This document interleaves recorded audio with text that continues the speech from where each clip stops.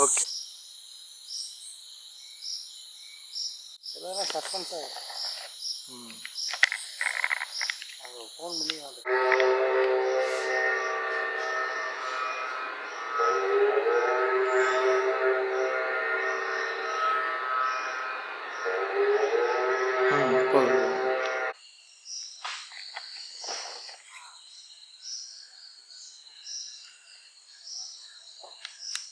இந்த மனிதனாக தேகம் எடுத்தவங்க எல்லாருமே ஒரு நாளைக்கு இறந்து தான் போகிறோம். ஆனால் தேகத்திற்கு அப்பாற்பட்ட ஒரு ஒளி இந்த தேகத்தில் இருக்கு. இந்த தேகத்திற்குள்ளே நமக்கு மிகுந்த ஆற்றல் வாய்ந்த சக்தியை இறைவன் கொடுத்துருக்கான். அந்த ஆற்றல் வாய்ந்த சக்திகளை சேமிக்கிறது தான் நம்ம வேலை. எவன் ஒருவன் 12 வருடங்கள் பிரம்மச்சரியமாக இருக்கிறானோ அவனுக்கு அந்த ஆற்றல் கிடைக்கும்னு சொல்கிறாங்க. அப்படி நிறைய உதாரண புருஷர்களை நாம் சொல்லலாம். 12 வருடங்கள் பிரம்மச்சரியமாக இருக்க வேண்டும். ஒரு துளி விந்து கூட ஆணோ பெண்ணோ வெளியே வரும். அந்த பியூரிஃபைடுன்னு சொல்லுவாங்க. நம்முடைய தர்மத்தில் எல்லா குழந்தைகளுக்கும் 13 வயசு 8 வயசு 9 வயசுலாம் கொண்டு போய் குருகுல கல்வி கொடுப்பாங்க. ஏன்னா அந்த வயசு தான் அவங்களுக்கு பிரம்மச்சரியம் சக்தி கிடைக்கும், பிரம்மச்சரிய சக்தி. நமக்கு உதாரணமாக சுவாமி விவேகானந்தர் எடுத்துக்கலாம். அவங்க 12 வருடங்களாக பிரம்மச்சரியம். அதனால தான் அவங்களுக்கு அந்த ஆற்றல், உலகளவில் பேசக்கூடிய ஆற்றல். உலகளவில் பேசக்கூடியவங்க எல்லாருமே அந்த நிலையை அடைந்தவர்கள். நேதாஜி, சுபாஷ் சந்திர போஸ், பசும் பொன் முத்துலாமிக தேவர், இப்படி எண்ணற்ற பேர்களை நம்ம உதாரணமாக சொல்லலாம். அவங்களால தான் அந்த ஜீவனை சக்தியாக சேமித்து திருப்பியும் சமுதாயத்துக்கு கொடுக்க முடியும். அவங்க என்னென்ன சமுதாயத்துக்கு செஞ்சாங்களோ அது அவங்களுடைய தேகம் மறைஞ்சதுக்கப்புறம் அந்த சக்தி போய்கிட்டே இருக்கும். அப்படி அந்த ஜீவனை சேமித்து தலையிலே சேமித்து சமாதி செய்யும்போது அந்த ஜீவன் சக்திகளை அந்த லிங்கத்திற்குள்ளே செலுத்தி அங்கே அவர்கள் ஜீவனாக இருந்து அவர்கள் என்ன இந்த நிலையை அடைவதற்கு பயிற்சி செய்தார்களோ அந்த பயிற்சி எல்லாம் மக்களுக்கு சொல்லுவது தான் அவங்க வேலை. சாமிஜி சொல்கிறாங்க, ரமணகிரி என்ன சொல்கிறாங்க, மனிதனும் தெய்வமாகலாம், அதுக்கு நான் தான் உதாரணம். அந்த தெய்வத்தன்மையை அடைவதற்குத்தான் இந்த பூஜை, ஜபம், யோகம், தியானம். அதோடு சேர்ந்து பிரம்மச்சரியம். இந்த பிரம்மச்சரியத்துக்குரிய அதிபதியாக மனோன்மணியை கும்பிடுவாங்க. மனோன்மணி மணிப்பூரகத்திலிருந்து குண்டலி சக்தியை இயக்குகின்றார். தலையிலிருந்து மூலாதாரத்திலிருந்து இயக்குகின்றார். இந்த சக்தியை வெளிவிடாமல் நமக்கு சக்தியை அதிகப்படுத்துகின்றார். அதனால தான் அவங்களுடைய உணவு முறையெல்லாம் பார்த்திங்கன்னா எளிமையாக இருக்கும். தேகம் ரொம்ப நெருப்பாக இருக்கும். அதுக்கு தான் அவங்க அக்னியை குறைப்பதற்கு நெய் சேர்த்துக்கிறாங்க.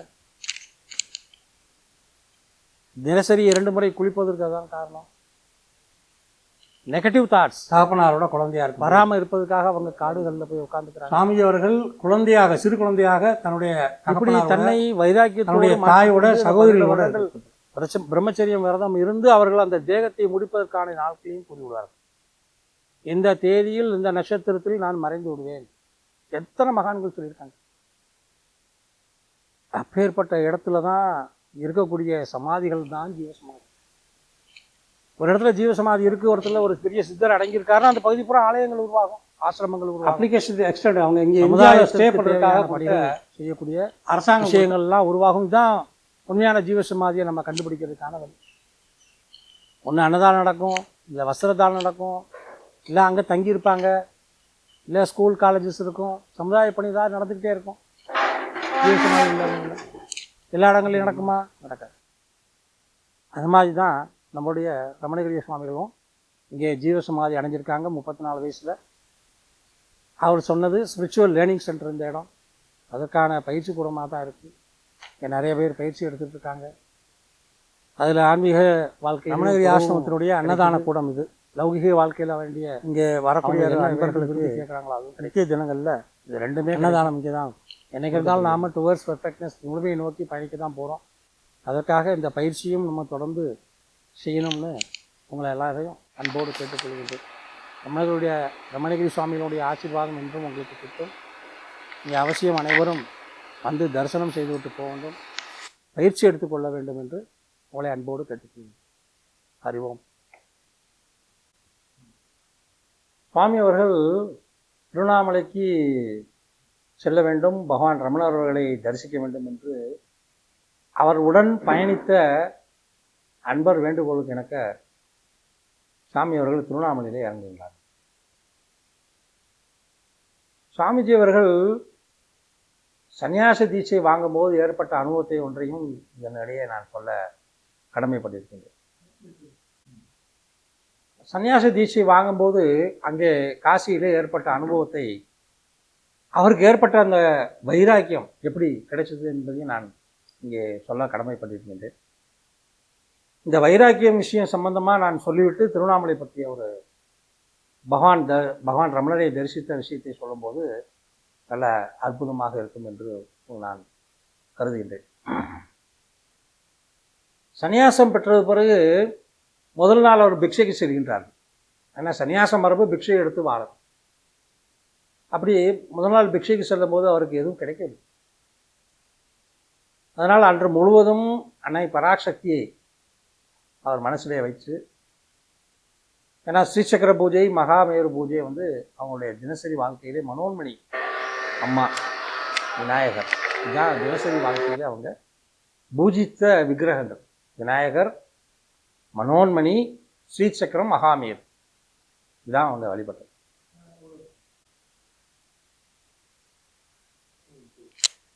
இந்த கதவு தான் சுவாமி ரமணகிரி அவர்கள் இருக்கும்போது இங்கே முன்னாடி பயன்படுத்தினாங்க. அநேகமாக ஒரு 4 அடி தான் இருக்கும். ஆனால் சுவாமியோட உயரம் எவ்வளவு? கிட்டத்தட்ட 6 அடி 6 அடி இருப்பார் சுவாமிஜி. பணிவும் அகந்தையின்மையும் வருவனும் அப்படின்றதுக்காகவே இந்த கதவு ரொம்ப குனிஞ்சு தான் உள்ள வரணும். இங்கே இந்த இடத்துல தான் சுவாமிஜி அவர்கள் வசித்த ரூம். இதுதான் அவங்க உப்சலா யூனிவர்சிட்டியில் அவங்க வாங்கின பட்டத்தோட இது.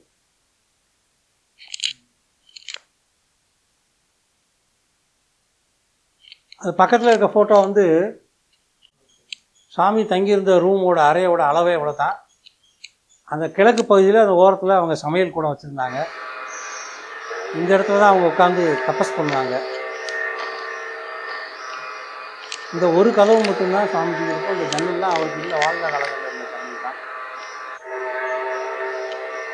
இந்த ரூம் தான் அவங்க வசித்த ரூம். 7 வருடங்களாக இங்கே வசித்த ரூம். இங்கே அமர்ந்து தபம் செய்வதற்கு நாம் அன்பர்களுக்கு அனுமதி கொடுக்கிறோம்.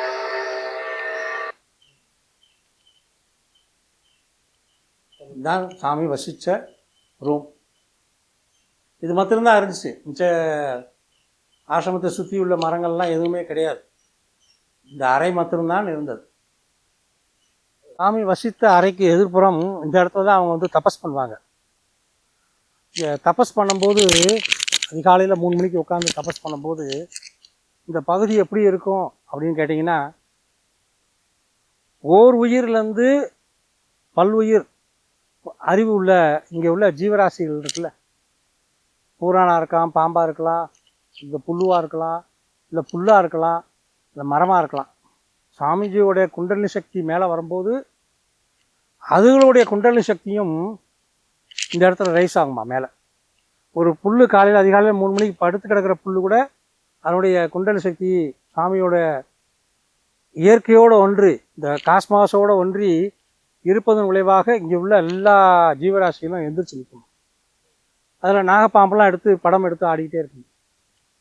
அவர் 3 மணிக்கு எழுந்திரிச்சு உட்காந்து இந்த இடத்துல உட்காந்து தபஸ் பண்ணி முடிகிற வரைக்கும் அவங்களும் அந்த ஆற்றலை பெற்றுக்கொண்டு இருப்பார்கள். அவர் தபஸ் முடிஞ்சதுக்கப்புறம் அவங்களா மெதுவாக அவங்கவுங்க வேலையை பார்க்கறதுக்காக போயிடுவாங்க. அப்பேற்பட்ட தபஸ் செய்த இடம் இந்த இடம்.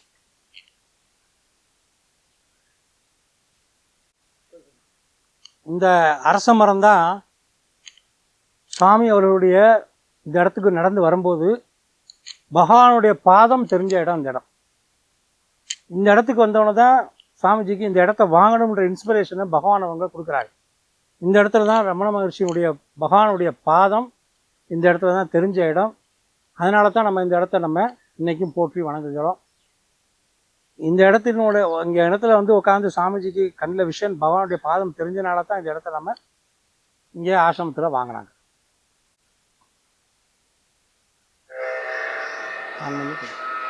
சொல்லலாம்.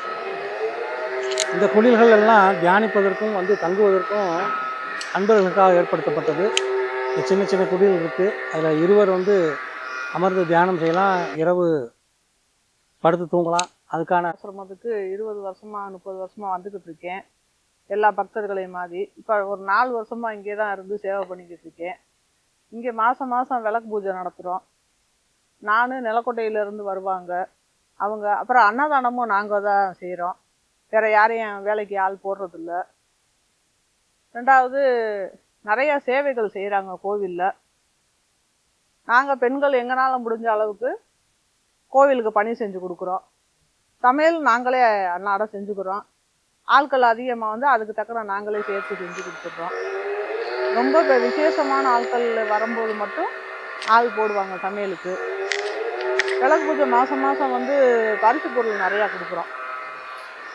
தட்டு, ப்ளவுஸு, பெருமாங்கல்ய கயிறு, வளையல், இப்படி ஒரு 4 மணிக்கு ஆரம்பிக்கிற பூஜை 6-6:30 மணி வரைக்கும் ஓடும். அப்புறம் உள்ள ஐயாவுக்கு அபிஷேகம். டெய்லி உள்ள பூஜை பண்ணுறது நான் தான் பண்ணிக்கிட்டு இருக்கேன் சிவனுக்கு. அது ஒரு 4 வருஷமாக தொடர்ந்து நான் பண்ணிக்கிட்டு இருக்கேன். ஆமாம், அந்த பாக்கியம் ஒன்று இருக்குது. எனக்கு வந்து ஒரு பொண்ணு, அவங்க ஈரோட்டில் இருக்காங்க, பேரம்பேட்டி இருக்காங்க. நான் இங்கே தான் தங்கியிருக்கேன். நல்லது. நான் இங்கே கோயிலோட சேர்ந்த இடம் ஒன்று இருக்குது, தனியாக ஒரு வீடு இருக்குது. இங்கே பெண்கள் தங்குறதுக்கு அனுமதி இல்லை. அதனால அந்த வீட்டில் நான் தங்கியிருக்கேன். பகல் பூரா இங்கே தான் சேவை பண்ணிக்கிட்டு இருக்கோம். இரவு தூங்குறதுக்கு மட்டும் அங்கே போகும். ஹரி ஓம். குரு பிரம்மா குரு விஷ்ணு குரு தேவோ மகேஸ்வரக குரு சாட்சாத் பரபிரம்ம தஸ்மை ஸ்ரீ குருவே நமக. என்னுடைய தீக்ஷா குரு சுவாமி ராமானந்தர் சரஸ்வதியினுடைய திருவடிகளை பணிந்து நமஸ்காரம் செய்கின்றேன். என்னுடைய குரு சுவாமி ரமணகிரி அவர்களுடைய திருவடிகளை வணங்கி நமஸ்கரிக்கின்றேன். என்னுடைய பெயர் சுவாமி ரமண பிரசாதானந்தகிரி. இந்த ஆசிரமத்திலே தர்மகர்த்தாக நான் இருந்து வருகின்றேன். 4ஆம் தலைமுறை சீடராக சுவாமி ரமணகிரி அவர்களுக்கு நாங்கள் இங்கே இருந்து வருகின்றோம். பரம்பரையாக இந்த ஆசிரமத்தை நாங்கள் கவனித்து வருகின்றோம். சுவாமி ரமணகிரி அவர்களுடைய வாழ்க்கை வரலாறை இங்கே உங்களுக்காக சொல்வதற்காக கடமைப்பட்டுள்ளேன். சுவாமி ரமணகிரி அவர்கள் இயற்பெயர் பெர் அலெக்சாண்டர் வெஸ்டிட். அவர் பிறப்பால் ஒரு கிறிஸ்தவர். அவர் பிறந்த நாடு ஸ்வீடன். ஸ்வீடன் நாட்டிலே ஜூன் மாதம் 19ஆம் தேதி 1921ஆம் ஆண்டு பிறந்தார். உடன் பிறந்த 2 சகோதரிகள் அவருக்கு உண்டு. சிறு வயதில் இருந்தே புலால் உண்ணாமை என்பது அவருடைய உண்டு. சைவமாகவே வளர்ந்தார். அதே போன்று நாம் இங்கே நம் நாட்டிலே நாம் சகஜமாக அருந்துவத அருந்தக்கூடிய டீ போன்று அங்கே ஒயின் சாப்பிடுவார்கள். அதையெல்லாம் கூட அவர்கள் அங்கே சிறு வயதிலிருந்தே தொடமாட்டார். தன்னுடைய குழந்தை பருவத்திலே அவங்க மிகப்பெரிய ராஜ குடும்பத்தை சேர்ந்தவர்கள். அவருடைய தாத்தா கப்பல் போக்குவரத்து அந்த காலத்திலே அவங்க செஞ்சுக்கிட்டு இருந்தாங்க. மிகப்பெரிய ஒரு இல்லம் ஸ்வீடனில் என்றும் ஒரு பெரிய ஜவுளி கடையாக அங்கே இருக்கின்றது. அவர் பிறந்து 105 ஆண்டுகள் ஆகிறது. அவர் சமாதியாகி 70 ஆண்டுகள் பூர்த்தியாகின்றது. அவருடைய குழந்தை பருவத்திலே அங்கே அவர் கல்வி கற்கின்றார்கள். அப்படி ஒரு சிறு வயதிலே 6 வயது இருக்கும் பொழுது அவர் தன்னுடைய இல்லத்தில் 2வது மாடியிலிருந்து கீழே விழுந்து விடுகின்றார். அப்பொழுது ஒரு மிகப்பெரிய பறவை ஒன்று அவரை காப்பாற்றுகின்றது. அந்த பறவையை என்சைக்ளோபீடியா என்று சொல்லக்கூடிய நூல்களெல்லாம் அவர் தேடி பார்க்கின்றார். அது கிடைக்கவில்லை. பின்னால் திருவண்ணாமலையிலே ரமணாசிரமம் வரும்போது தான் அந்த பறவையை காண்கிறார். அந்த பறவை தான் மயில். சிறு வயதிலே முருகனுடைய கடாட்சம் அவருக்கு கிடைச்சு முருகனுடைய அவதாரமாக இருக்கக்கூடிய மயில் ஒன்று அவரை அந்த ஆபத்திலிருந்து காப்பாற்றி அவரை தரையில் இறக்கி விடுகின்றது. மாணிக்கவாசகர் சொல்வது போல புல்லாகி பூடாய் புழுவாய் மரமாகி பல்விருகமாகி பறவையாய் பாம்பாய் இப்படி எண்ணற்ற பிறவிகளுடைய தொடர்ச்சியாக சுவாமி அவர்கள் பிறந்தது ஸ்வீடன் நாட்டிலே. வளர்ந்து கல்வி கற்று வருகின்றார்கள். கல்வியிலே முதல் மாணாக்கராக இருக்கின்றார்கள். அந்த ராஜ குடும்பத்திலே பிறந்ததுனால அவருக்கு எல்லா விதமான பயிற்சிகளும், கடலிலே நீச்சல் அடிக்கக்கூடிய பயிற்சி, ஆற்றுக்கு நீச்சல் பயிற்சி, மலையேறக்கூடிய பயிற்சி, குதிரையேற்றம், வால் பயிற்சி, துப்பாக்கி சுடு, இது போன்ற எல்லா விதமான பயிற்சியும் அவருக்கு கொடுக்கப்படுகின்றது. அப்பொழுது 2ஆம் உலகப் போர் நடக்கின்றது. அந்த 2ஆம் உலகப் போரிலே சுவாமி அவர்கள் கலந்து கொள்ளும்போது அவருடைய மூக்கிலே ஒரு புல்லட் அடிபட்டு, அந்த மூக்கிலே அடிபட்டதன் விளைவாக அவருடைய சுவாசமானது, நமக்கெல்லாம் ஒரு பகுதியிலே சுவாசம் செல்லும், ஒரு பகுதியிலே வெளியே வரும். அந்த வெளியே வரக்கூடிய காற்றிலே மறுபடியும் உள்ளே செல்லும். சுவாசம் இழுத்த பகுதியிலே மறுபடியும் காற்று வெளியேறும். கும்பகம், ரேசகம், பூரத்வம்னு சொல்லுவாங்க. ஆனால் சுவாமிகளுக்கு அந்த நிகழ்ச்சிக்கு அப்புறம் சுவாச காற்றானது 2 மூக்கிலுமே சமமாக செல்லக்கூடிய வாய்ப்பு கிடைச்சு. இந்த குண்டலி சக்தியானது அந்த உலகப் போருக்கு பின்னாடி அவருக்கு அதிகமாக ஏற்பட்டது. அதனுடைய விளைவாக அவருடைய பிரம்மச்சரியத்திலே அவருக்கு ஒரு வெற்றி கிடைக்கும். உட்பலா யூனிவர்சிட்டி என்று சொல்லக்கூடிய அந்த யூனிவர்சிட்டியிலே சுவாமி அவர்கள் இளங்கலை பட்டம் BA முடிக்கின்றார்கள். முடித்தவுடன் அவருக்கு யூனிவர்சிட்டியிலேருந்தே அவரை தேர்ந்தெடுத்து இந்தியாவிலே காசி பனாரஸ் யூனிவர்சிட்டியிலே படிப்பதற்கு அனுப்பி வைக்கின்றார். MA பிலாசபி படிப்பதற்காக காசி பனாரஸ் யூனிவர்சிட்டிக்கு வருகிறார். இதற்கிடையே அவருடைய தந்தை அவர்கள் இறந்து விடுகின்றார்கள். அம்மாவுடைய உதவியின் பேரிலும் சகோதரருடைய உதவியின் பேரிலும் அவர்கள் MA படிக்கிறதுக்காக இங்கே வராங்க. இந்தியாவிலே காசி பனாரஸ் யூனிவர்சிட்டியில் இங்கே அவங்க படிக்க வராங்க. அங்கே படிக்க வரும்போது அவங்க எப்படி பேண்ட் ஷர்ட்டோடு இருந்தாங்கன்ற ஃபோட்டோ உங்களுக்கு பின்னாடி புகைப்படம் மூலமாக வெளியே வரும். அவருக்கு முதல்ல கல்வி எடுத்தவரே சர்வபள்ளி ராதாகிருஷ்ணன், நம்முடைய பிரசிடெண்ட், முன்னாள் ஜனாதிபதி தான், இந்திய ஜனாதிபதி தான் அவருக்கு பாடம் எடுத்தார். சுவாமி அவர்கள் இந்தியா வரும் பொழுதே அவருக்கு பல்வேறு மொழிகளிலே பாண்டித்யம் உண்டு. ரஷ்யன் தெரியும், லத்தீன் தெரியும், ஸ்வீடிஷ் தெரியும், ஆங்கிலம், இங்கிலீஷ் தெரியும். இங்கே ஹிந்தியும் சம்ஸ்கிருதமும் கற்றுக்கணும். அதுக்கு அவருக்கு ரொம்ப அந்த கற்றுக்கொள்ளக்கூடிய புலமை, குண்டலினி சக்தியின் சார்பாக அவருக்கு எளிதாக கற்றுக்கொள்ளக்கூடிய ஆற்றல் கிடைக்கும். ஒவ்வொரு விடுமுறை தினத்தன்றும் சாமி அவர்கள் இந்தியாவை சுற்றுப்பயணம் செய்து பார்த்து விட வேண்டும். நமக்கு இது ஒரு 2 வருடங்கள் இந்த மாஸ்டர் டிகிரி படிப்பதன் மூலமாக 2 வருடங்கள் நமக்கு நல்ல வாய்ப்பை இறைவன் கொடுத்துக்கின்றான் என்று அவர்கள் கருதி அந்த 2 ஆண்டுகளிலே விடுமுறை தினங்கள்லாம் அவங்க சுற்றுப்பயணம் கிளம்புறாங்க. இல்லை வட தேசத்தில் முழுமையாக முடிக்க வேண்டும் என்று அவர்களுக்கு எண்ணம். தன்னுடைய நண்பர்களை எல்லாம் கூட்டிக் கொண்டு அவர் முதலாக அல்மோரா என்று சொல்லக்கூடிய 18,000 அடி உயரத்தில் இருக்கக்கூடிய இமயமலைக்கு அவர்கள் சென்றார். இந்த இமயமலை பகுதியிலே இருக்கக்கூடிய பாபாஜியுடைய கேவுக்கு இவங்க போகக்கூடிய வாய்ப்பு கிடைச்சது. மகாவதார் பாபாஜி பற்றி சொல்வதற்கு வார்த்தைகளே இல்லை. மிகப்பெரிய ஞானி, கிரியா யோகம் என்று சொல்லக்கூடிய யோகத்தை நமக்கெல்லாம் அளித்தவர்கள். அந்த குகையிலே சென்று பாபாஜியை தரிசிக்க வேண்டும் என்று அவர்கள் செல்கிறார். இன்றும் கூட நிறைய தபஸ்விகள், ஞானிகள், முனிவர்கள், சன்னியாசிகள், சாதுக்கள் எல்லாம் இன்னைக்கும் போய் அங்கே தபஸ் பண்ணுறாங்க. தபஸ் பண்ணி பாபாஜிக்கிட்டேருந்து ஏதாவது ஒரு ஒளிரூபமாக நமக்கு ஏதாவது கிடைத்து விடாதா, நாம் ஒரு என்லைட்மெண்ட் அடைய முடியாதா என்று காத்து கொண்டிருக்கிறார். ஆனால் சாமிஜிக்கு இதெல்லாம் எதுவுமே தெரியாது. சாமிஜி அவர்கள் என்ன செய்கிறாங்க, போகிறாங்க, நண்பர்களோட போகிறாங்க. நண்பர்கள் தான் அவங்களுக்கு விலைக்கு சொல்கிறாங்க. என்ன சொல்கிறாங்க, இது மகாவதார் பாபாஜி அப்படின்ற ஒரு ஞானி இருந்தார் அப்படின்னு சொல்லி, நீங்கள் சிறிது நேரம் அமர்ந்து இருக்க வேண்டும். அங்கே அமர்ந்து கண்ணை மூடி நீங்கள் அமர்ந்துருங்க, உங்கள் மனசில் இருக்கிறதெல்லாம் நீங்கள் வெளியேற்றுங்க. சாமிஜியை பற்றி அவர் இப்போ பிறவிலே கிறிஸ்துவராக பிறந்ததுனால நம்முடைய இந்து மத சாதனங்கள் எதுவுமே தெரியாது. அங்கே போய் சும்மா உட்கார்ந்துருக்காங்க. உட்கார்ந்துருக்கும்பொழுது அவருடைய கால் பெருவர்கள் மூலமாக ஒரு ஒளியானது அவர் குழந்தையா இருக்கும்போது பரவி அவர்கள் குழந்தையாக, சிறு குழந்தையாக தன்னுடைய தகப்பனாரோட, தன்னுடைய தாயோட, சகோதரிகளோட இருக்கு.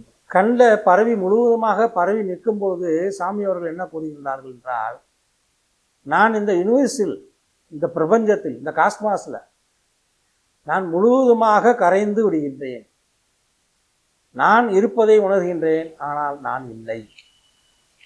நான் இருக்கும்போது அது இல்லை, அது இருக்கும்போது நான் இல்லை. அப்ளிகேஷன் எக்ஸ்டெண்ட் அவங்க இங்கே இந்தியாவில் ஸ்டே பண்ணுறதுக்காக கொடுத்த மிகப்பெரிய நிலையை அரசாங்கம் பாபாஜி அவர்கள் ஒளிரூபமாக எனக்கு கண்வழியாக நயன தீட்சியாக கொடுத்தார். எனது உடம்பெல்லாம் புல்லரித்து விட்டது.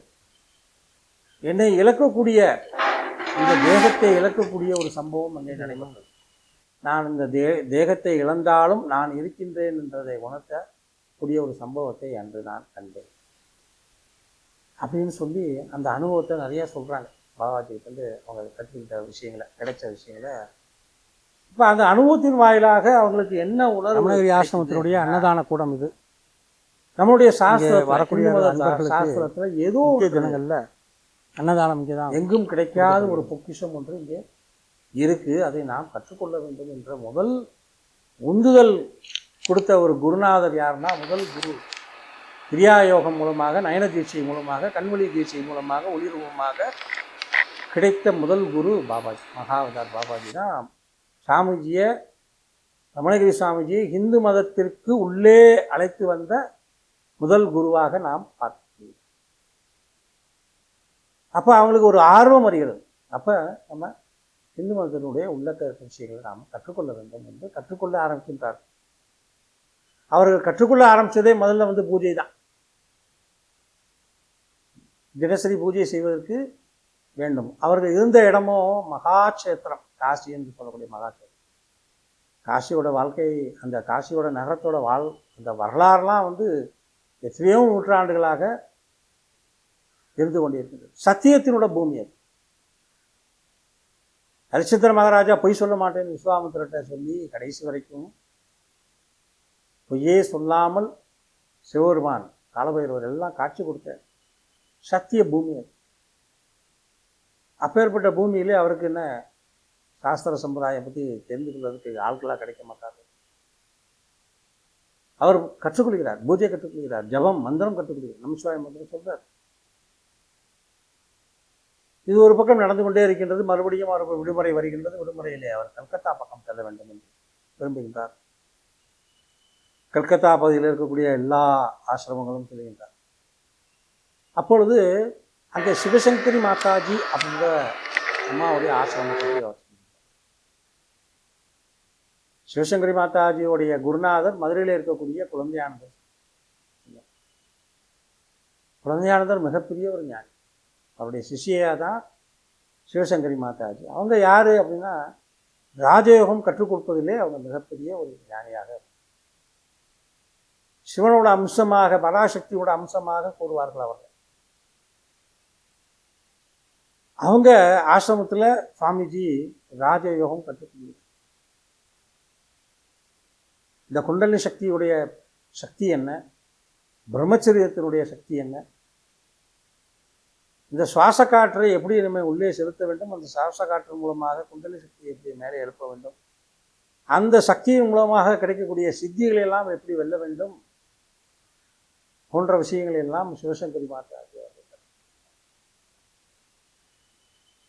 நாமெல்லாம் உட்கார்ந்து தவம் செஞ்சோம்னா 1 மணி நேரம் 2 மணி நேரம் 3 மணி நேரம் நம்முடைய கர்மவினைகளின் அடிப்படையில் ஏதாவது என்ன ஓட்டம், ஏன்னா மரண பயம்.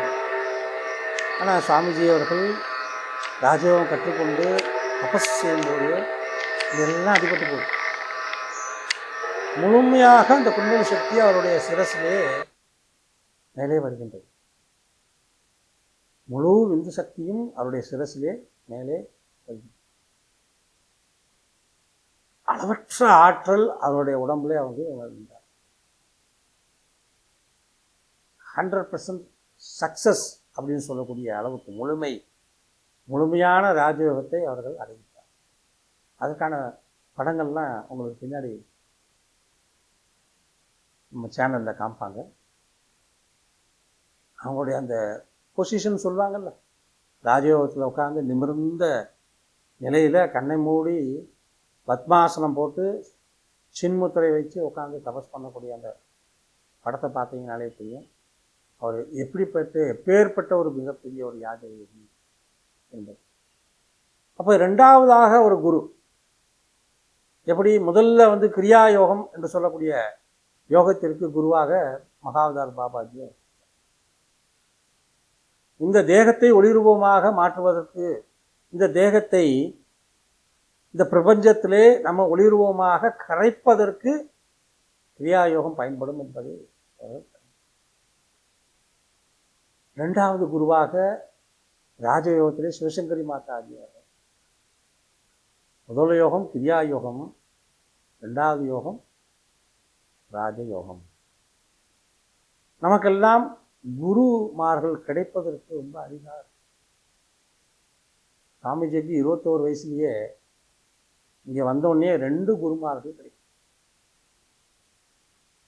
அப்போ அவருடைய தொடர்ச்சியான பயிற்சி, பூஜை ஜபம் செய்கிறாங்க. இப்போ 3வதாக யோக பயிற்சி செய்கிறாங்க. கிரியாயோகமும் ராஜயோகமும் அவங்களுக்கு மிக்க அடுத்த நிலை செல்வதற்கு மிகுந்த உதவியாக இருக்கு. இந்த 3ஐயும் தொடர்ந்து செய்யும்போது 4வது நிலை என்பது தியானம். யோக பயிற்சியிலே ராஜயோகத்திலேயே அந்த தியான நிலை அடைவதற்கு தான் அவங்களுக்கு வேலை. அவங்க தியானத்தை தான் 4வதாக அவங்க கற்றுக்கொள்கிறாங்க. 4வது தான் அந்த தியானம்ன்றது சொல்ல. தினசரி காலையில் அதிகாலையில் 3 மணிக்கு பிரம்ம முகூர்த்தத்தில் சுவாமிஜியோட வாழ்க்கையில் தினசரி 3 மணிக்கு எழுந்திரிச்சு அவங்க அந்த தியானத்தை தொடர்ந்து செய்கிறாங்க. அவனுடைய கடைசி ஜீவசமாதி உடன் முடியாமல் இருந்து கடைசி ஜீவசமாதி ஆகிற நாள் வரைக்கும் இந்த விஷயங்களை அவங்க கைவிடவே இல்லை. வைராக்கியத்தோடு அவங்க செஞ்சாங்க.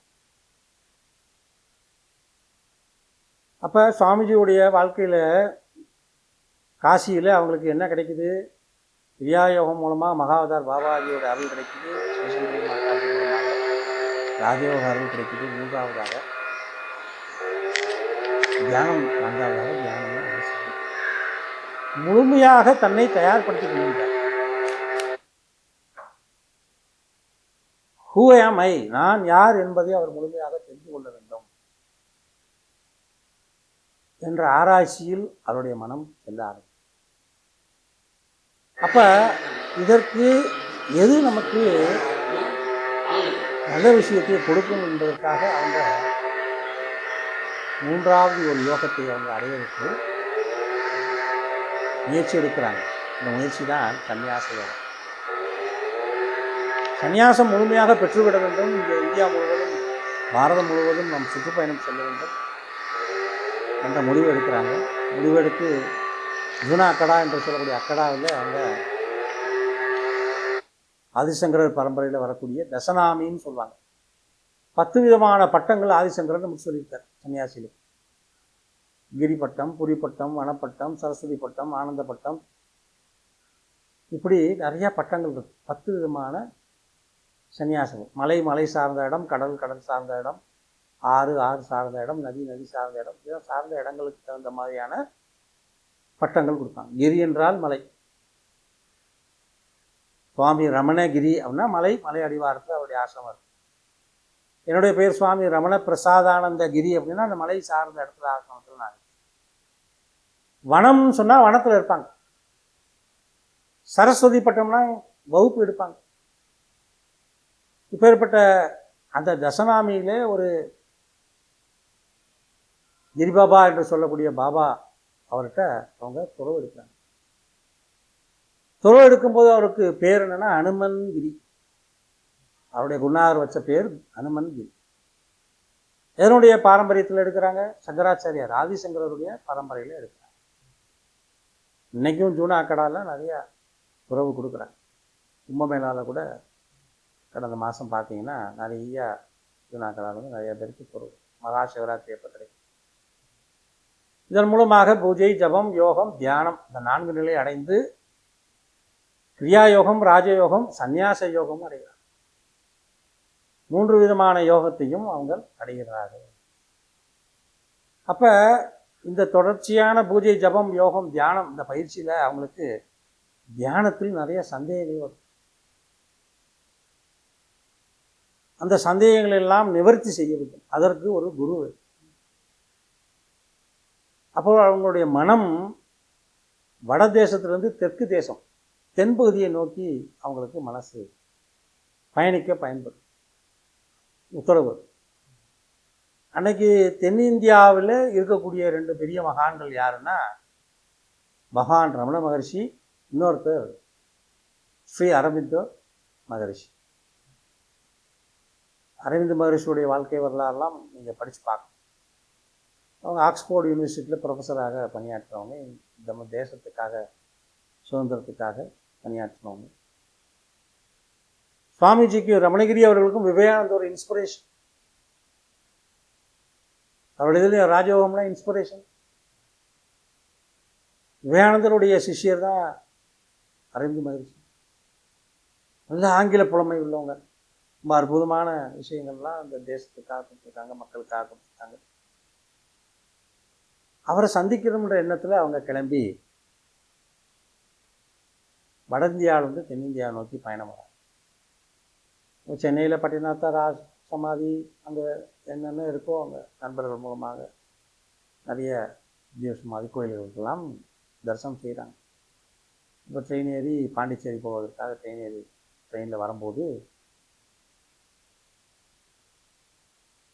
திருவண்ணாமலை நோக்கி வரும்போது ஒரு முஸ்லீம் அன்பர் ஒருத்தர் சுவாமிகிட்ட பேசுகிறார்.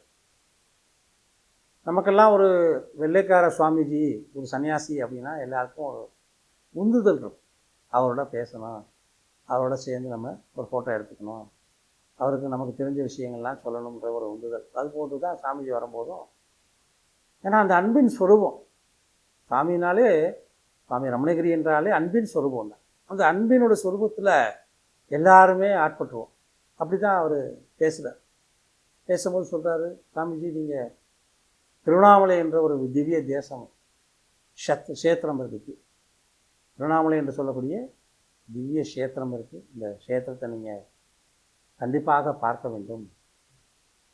அங்கே ரமணர் என்று சொல்லக்கூடிய ஒரு மிகப்பெரிய ஞானி இருக்கிறார், அவரையும் சென்று தரிசிக்க வேண்டும் என்று சொன்னார். அப்படி முதல் நாளுக்கு அதுக்கு ஒன்றுமே கிடைக்கல. சரி, எல்லாம் பரம்பொருள் இயற்கையினுடைய விஷயமாக கருதப்பட்டு அவர் அன்றைய முழுவதும் கங்கையிலே குளித்து விட்டு சிவபெருமானை தரிசனம் செய்துவிட்டு அமைதியாக உட்கார்ந்து தபஸ் பண்ணுகின்றார். எப்பேற்பட்ட ஒரு குடும்பத்தில் பிறந்தவங்க, பெரிய ராஜ குடும்பம். எங்கே பார்த்தாலும் வெள்ளியிலையும் தங்கத்திலையும் இருக்கக்கூடிய பொருள்கள்.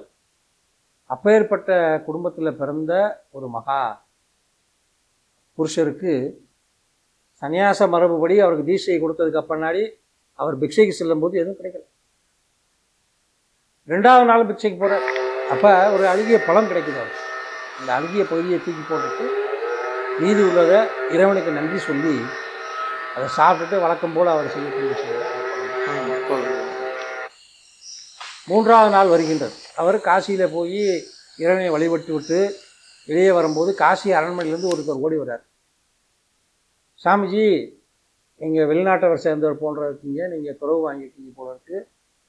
எங்களுடைய ராஜா ஒவ்வொரு நாளும் ஏதாவது ஒரு துறவிகளுக்கு அன்னதானம் செஞ்சுட்டு தான் அவர் சாப்பிட்ற மரபு இருக்கு. இன்றும் அது நடக்குது. அதனால் உங்களை தயவு கூர்ந்து நீங்கள் அரண்மனைக்கு எழுந்தரணும். நீங்கள் காசி அரண்மனையில் இருக்கக்கூடிய ராஜா உங்களை அழைக்கின்றார். நீங்கள் அங்கே உணவு இருந்தணும் அப்படின்னு கேட்குறார். சரின்னு சொல்லிட்டு சுவாமிஜியும் போகிறாங்க. காசியோட அரண்மனை எப்படி இருக்கும்? சாமிஜி அரண்மனை தான் இருக்கும். எங்கும் வெள்ளி டம்ளர், வெள்ளி தட்டு எல்லாம் இவர் கூப்பிட்டு அந்த டேபிள்லாம் உட்கார வச்சு சாப்பிட வைக்கணும்னு அவங்க விரும்புகிறாங்க. ஆனால் சாமிஜி அதை மறுக்கின்றார்கள்.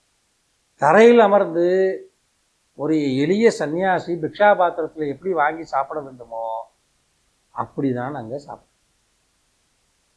வைராக்கியம். அது ஒன்றும் கிடைக்கலன்றதுக்காக போய் மறுபடியும் அவர் முயற்சி பண்ணலை. ஒரு முறை பிக்ஷைக்கு போகிறாங்க, கிடைக்கல, ஏற்றுக்கொள்கிறார்கள். 2வது நாள் ஒரு பழம் தான் கிடைக்குது, ஏற்றுக்கொள்கிறார்கள். 3வது நாள் அரண்மனை விருந்து கிடைக்குது. 3 விதமான மனநிலையில் உள்ள வைராக்கியம் அவருக்கு கிடைக்கும். சரி, அரண்மனையை ராஜாவே கூப்பிட்டுட்டாரு, பல்வேறு உணவுகள் நமக்கு கிடைக்கும் அப்படின்னு அவர் உணவு அருந்தவில்லை. அவர் தேகத்திற்கு என்ன தேவையோ, அவருடைய பிரம்மச்சரியத்துக்கு எது ஏற்றதோ அந்த உணவை மட்டும் அவர்கள் ஏற்றுக்கொண்டார். ஏற்றுக்கொண்டு அவர்களுக்கு ஆசீர்வாதம் தெரிவித்து அந்த 4வது நாளிலிருந்து பிரபஞ்ச சக்தி அவருடைய உடம்புல முழுவதும் அன்றிலிருந்து அவருடைய இறப்பு வரைக்கும் அவருக்கு உணவு இல்லாமல் இல்லை, வந்து கொண்டே இருந்தது. அவர் வசித்த ஆசிரமம் இங்கே வசித்த இந்த ஆசிரமத்தில் கூட 1950 அந்த காலகட்டத்தில் கூட அவருக்கு தினசரி உணவு இந்த பிரபஞ்ச சக்தி கொடுக்கும். அந்த வைராக்கியத்தோடு தான் அவங்க திருவண்ணாமலைக்கு போறார். ஒரு துறவியாக போறார். வேதங்கள் கற்றிருக்கார், படிச்சிருக்கார், சமஸ்கிருதம் படிச்சிருக்கார். அவர் படித்த நூல்கள்லாம் இன்னைக்கும் ஆசிரமத்தில் இருக்கு. அந்த நூல்கள் அவருக்கு நிறைய உபநிஷத்துகளையும் வேதங்களையும் நிறைய விஷயங்களை அவருக்கு கொடுத்து. திருவண்ணாமலையில் ட்ரெயினை விட்டு கீழே காலை வச்சு ஸ்டேஷன்லேருந்து வெளியே வர்றார். வெளியே அண்ணாமலையாரை பார்க்குறார். அடுத்த அடி அவரால் எடுத்து வைக்க முடியல. காரைக்கால் அம்மையாருக்கும் ஔவையாருக்கும் என்ன உணர்வு ஏற்பட்டதோ அதே உணர்வு அவருக்கு கிடைச்சது. சாமிஜி சொல்றார், நான் அடுத்த அடி எடுத்து வைக்கும்போது அங்கிருந்து ஒரு சிவலிங்கம் கிளம்புகின்றது. எப்படி நான் எம்பெருமானுடைய தலையிலே சிரசிலே நான் காலை வைத்து நான் நடக்க முடியும்?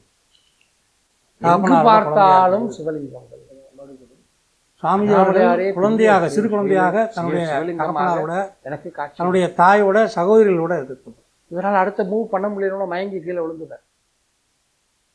மயங்கி விழுந்தோடனே பக்கத்தில் இருக்கக்கூடிய சகோதர சகோதரிகள்லாம் அவருக்கு மூச்சையை தெரிவித்து அண்ணாமலையாரை பற்றி அவங்க சொல்கிறாங்க. சாஷ்டாங்கமாக அண்ணாமலையாரை நோக்கி அந்த இடத்துல விழுகிறார். உங்களை பார்ப்பதற்கு எனக்கு அனுமதி கொடுங்கள். அப்ளிகேஷன் எப்பேற்பட்ட கொடுத்த இங்கே அரசாங்கம் உங்களை தரிசிக்கிறதுக்கு நான் எப்பேற்பட்ட ஒரு பிறவி பயன் கிடைக்கணும் தெரியலை, அதனால் உங்களை நான் தரிசனம் பண்ணுறதுக்கு எனக்கு அனுமதி கொடுங்கள்னு சொல்கிறேன். சொன்னதுக்கப்புறம் தான் அந்த சிவலிங்கம்லாம் மறையுது. மறைஞ்சதுக்கப்புறம் அந்த குளத்தில் போய் குளிக்கிறார்.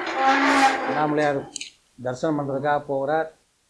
அங்கே மூலஸ்தானத்தில் அனுமதி இல்லை, அந்த வெளியேருந்து தரிசனம் பண்ணுறார். தரிசனம் பண்ணிவிட்டு நேராக ரமணாசிரமம் செல்கிறார். ரமணாசிரமத்தில் தான் அவர் பார்க்குறாரு, வெள்ளை மயில் இருக்கு. மயிலை பார்த்தோம் தான் அவருக்கு ஆசிரமத்துடைய பிரமிக்குது, அன்னதான அப்படி கூடம் புல்லரிக்குது. இங்கே வரக்கூடிய திருவண்ணாமலையில அன்பர்களுக்கு அருணகிரிநாதருடைய முக்கிய தினங்கள்ல கோயிலில் போகும்போது மயிலை பார்க்குறாரு, அன்னதானம் இங்கே தான் புல்லரிக்குது. கொடுக்கப்படுகிறது.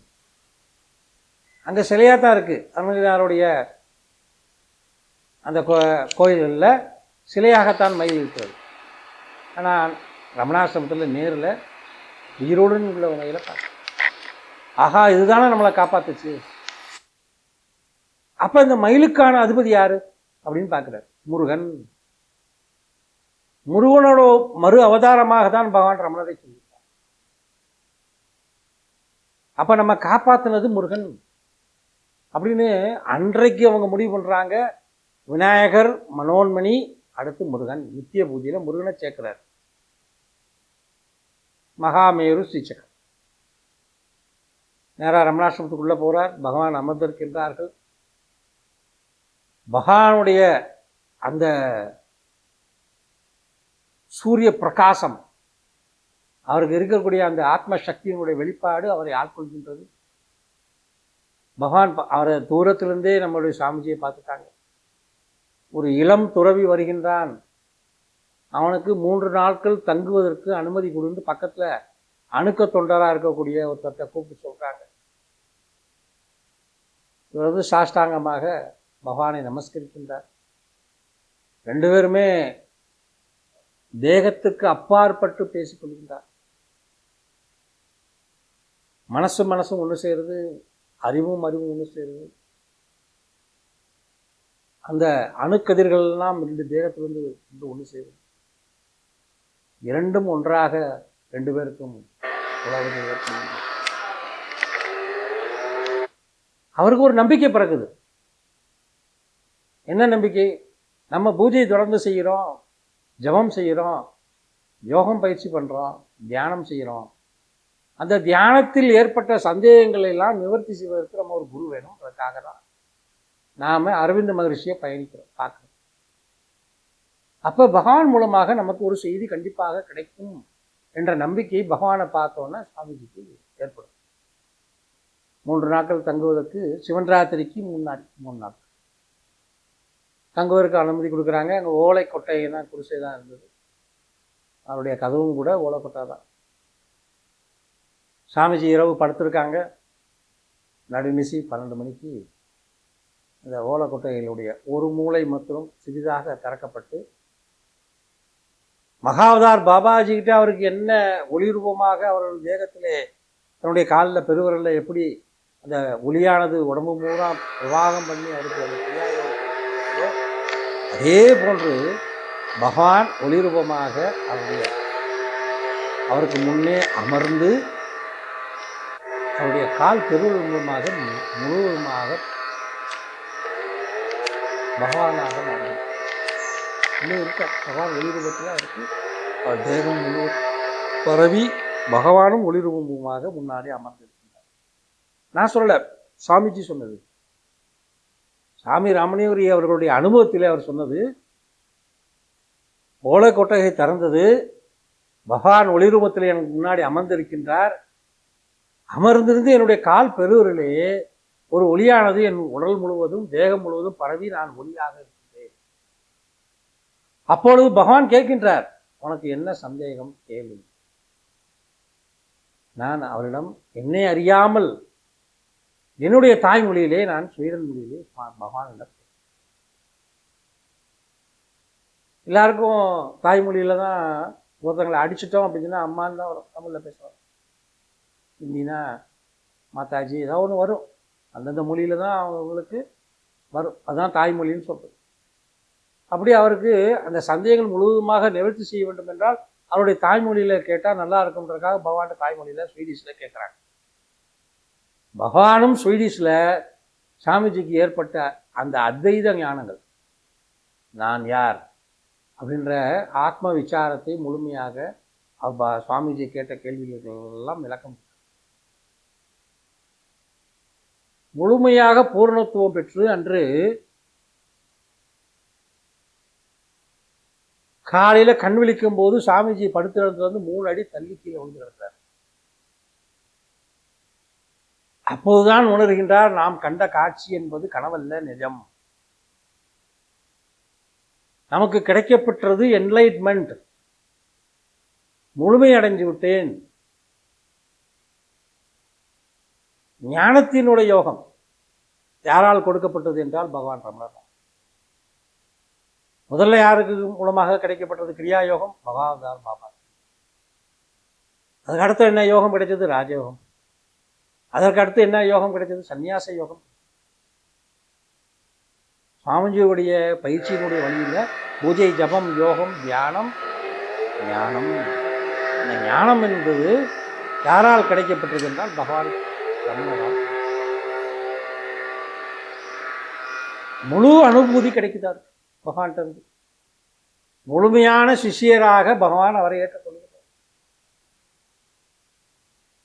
அந்த என்லைட்மெண்ட் கிடைச்ச உடனே அதிகாலையில் எழுந்திரிச்சு அவர் 3 மணிக்கு தபஸ், தினசரி செய்யக்கூடிய அன்றாட வாழ்க்கையில் செய்யக்கூடிய விஷயங்கள் எல்லாம் செய்து முடித்து விட்டு பகவானை தரிசிப்பதற்காக அந்த ஆளுக்கு போகிறாங்க. பகவான்கிட்ட நெருங்கும் போதே, பகவான்கிட்ட போகும்போதே அவருக்கு தாரத்தாரையாக கண்ணீர் வரும். கண்ணீர் கொட்டுது. அப்படியே ஒன்றும் பேச முடியல. ஒருத்தர்களுக்கு காண கிடைக்காத ஒரு விஷயம், பாலைவனத்தில், ஆற்றில், மலையிலெல்லாம் காண கிடைக்காத விஷயம், தேடி கண்டுபிடிக்க முடியாத விஷயத்த நம்ம எளிதாக கையில் கொண்டு கொடுத்து ஆனந்தம். அப்படி எளிதாக கிடைத்த விஷயம் பெரிய விஷயம். இந்த ஆத்ம விசாரம் பெரிய விஷயம். கிடைச்சோன்னா போய் அவர் சாஷ்டாங்கமாக பகவானுடைய காலில் பகவான்கிட்ட சொல்றதுக்காக வாங்க பகவான் பேசக்கூடாது. இந்த 2ஆம் நாள் வேலை என்ன? பகவான்கிட்ட போய் உட்காந்து பகவான் முகத்தை பார்த்துட்டு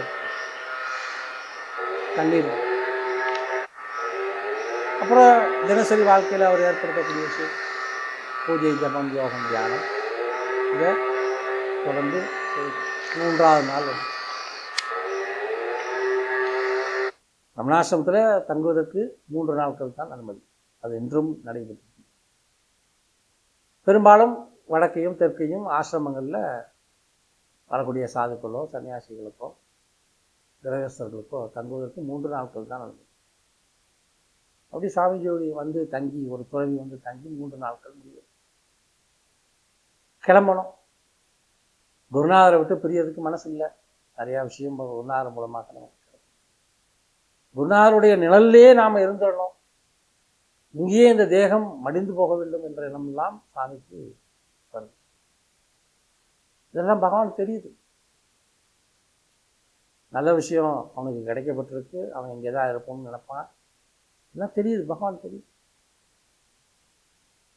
அடுத்த நாள் வந்து பகவான்கிட்ட சொல்றதுக்காக வரார், பெர்மிஷன் கேட்கறதுக்காக வரார். பகவானே, நான் இங்கே உங்களோட இருக்கணும்னு சொல்றதுக்காக அந்த கோரிக்கையை வைப்பதற்கு முன்பாக பகவான் அவருக்கு ஒரு திருவோடு செஞ்சு கையில் வச்சு, பிக்ஷா பாத்திரம் என்று சொல்லக்கூடிய திருவோடு. இங்கே ஒரு முக்கியமான விஷயத்தை நான் இங்கே சொல்ல கடமை. பகவானுடைய சிறு வயசுலேருந்து அவர் முக்தியடை வரைக்கும் அதனால் மோட்சம் பெற்றவர்கள் நிறைய பேர். வாய் சொல்லால மோட்சம் பெற்றவங்க, தொடுதல்னால, கண்ணு மூலமாக, இப்படி மந்திர திசை மூலமாக, இப்படி பல்வேறு விதங்களாக மோட்சம் முக்தி அடைஞ்சவங்க. ஒருத்தருக்கு வார்த்தை மூலமாக சொன்னார், வந்த வேலையை பார். இன்னொருத்தருக்கு சொன்னார், சும்மா இரு. அதெல்லாம் தீப்பத்திச்சு. அவங்கெல்லாம் பெரிய மகான்களாக உருவானாங்க. பகவானுடைய வேதாந்தத்தெல்லாம் வெளியே உலகத்துக்கு கொண்டு வந்தாங்க. ஆனால் சாமிஜிக்கு மாத்திரம் வித்தியாசமாக கொடுத்தார் பகவான். ஒரு துறவியாகத்தான் பகவானிடம் அவர் சென்றார். அப்ப துறவியாக வந்தவனுக்கு நம்ம என்ன கொடுக்கறது? பிக்ஷா பாத்திரம் தான் கொடுக்கணும். பகவான் கையால பிக்ஷா பாத்திரம் கொடுத்து அதை வாங்கி கொண்ட ஒரு சிஷியன் யாருன்னு கேட்டால் ரமணகிரி தான். ஒரு குரு தான் தன்னுடைய சிஷியனுக்கு பிக்ஷா பாத்திரம் செஞ்சு கொடுக்க முடியும்.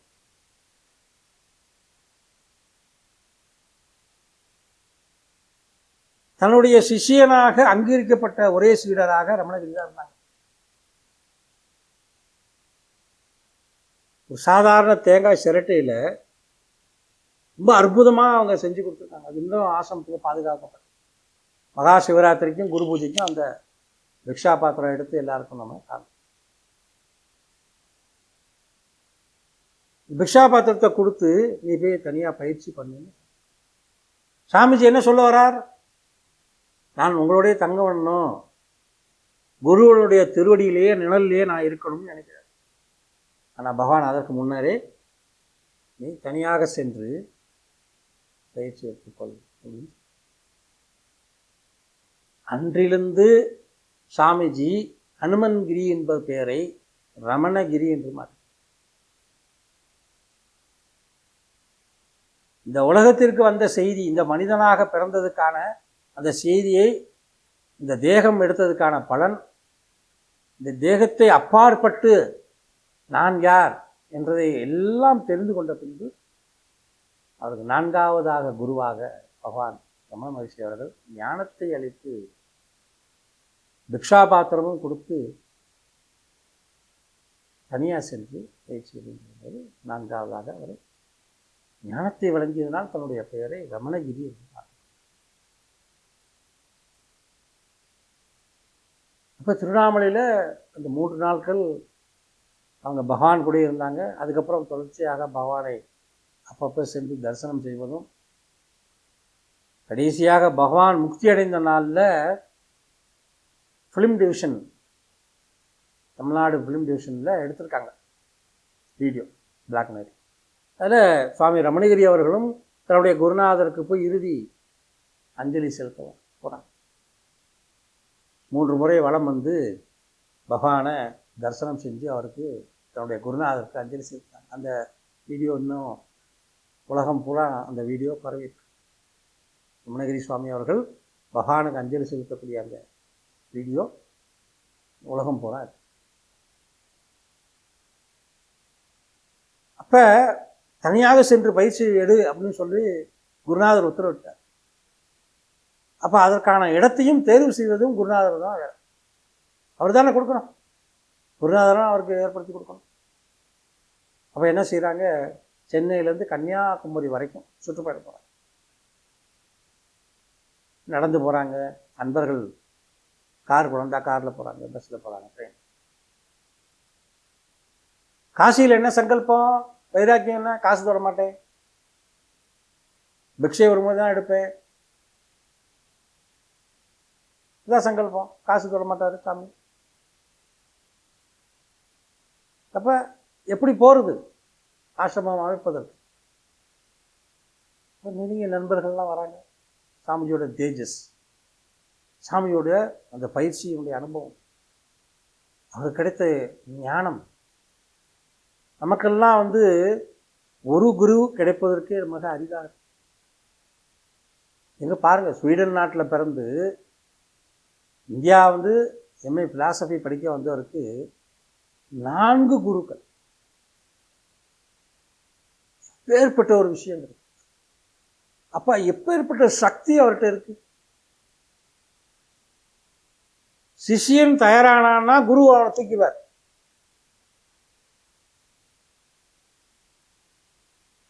அதான் உண்மை. சாமிஜி தயாராக இருந்தார், அதனால எல்லா இடத்துலையும் குருமார்கள்லாம் அவரை தூக்கிட்டாங்க மேலே. இதுதான் சாமிஜி பின்னாடி உபதேசங்களில் சொல்கிறார். சாமியோட உபதேசங்களில் நாம் பயிற்சி செய்ய வேண்டும் சொல்கிறார். பூஜை பண்ணணும், ஜபம் மந்திரம் சொல்லணும், உடம்பு நல்லா வச்சுக்கிறதுக்கு யோகா பயிற்சி பண்ணணும், தியானம் செய்யணும். தியானம் செய்தால் மட்டும் நமக்கு ஞானம் கிடைக்காது, தர்மமும் செய்யணும். தர்மம் தான் நம்முடைய கர்மத்தை வெல்லும். அதனால தர்மம் அவசியம் அப்படின்னு சாமிஜி இந்த 6 விதமான உபதேசங்களை நமக்கு கூறி. அப்படி சாமிஜி அவர்கள் ஆசிரமங்களை அமைப்பதற்காக நண்பர்களுடன் தேடி வரும்போது மதுரையில் ஒரு திருமணம்.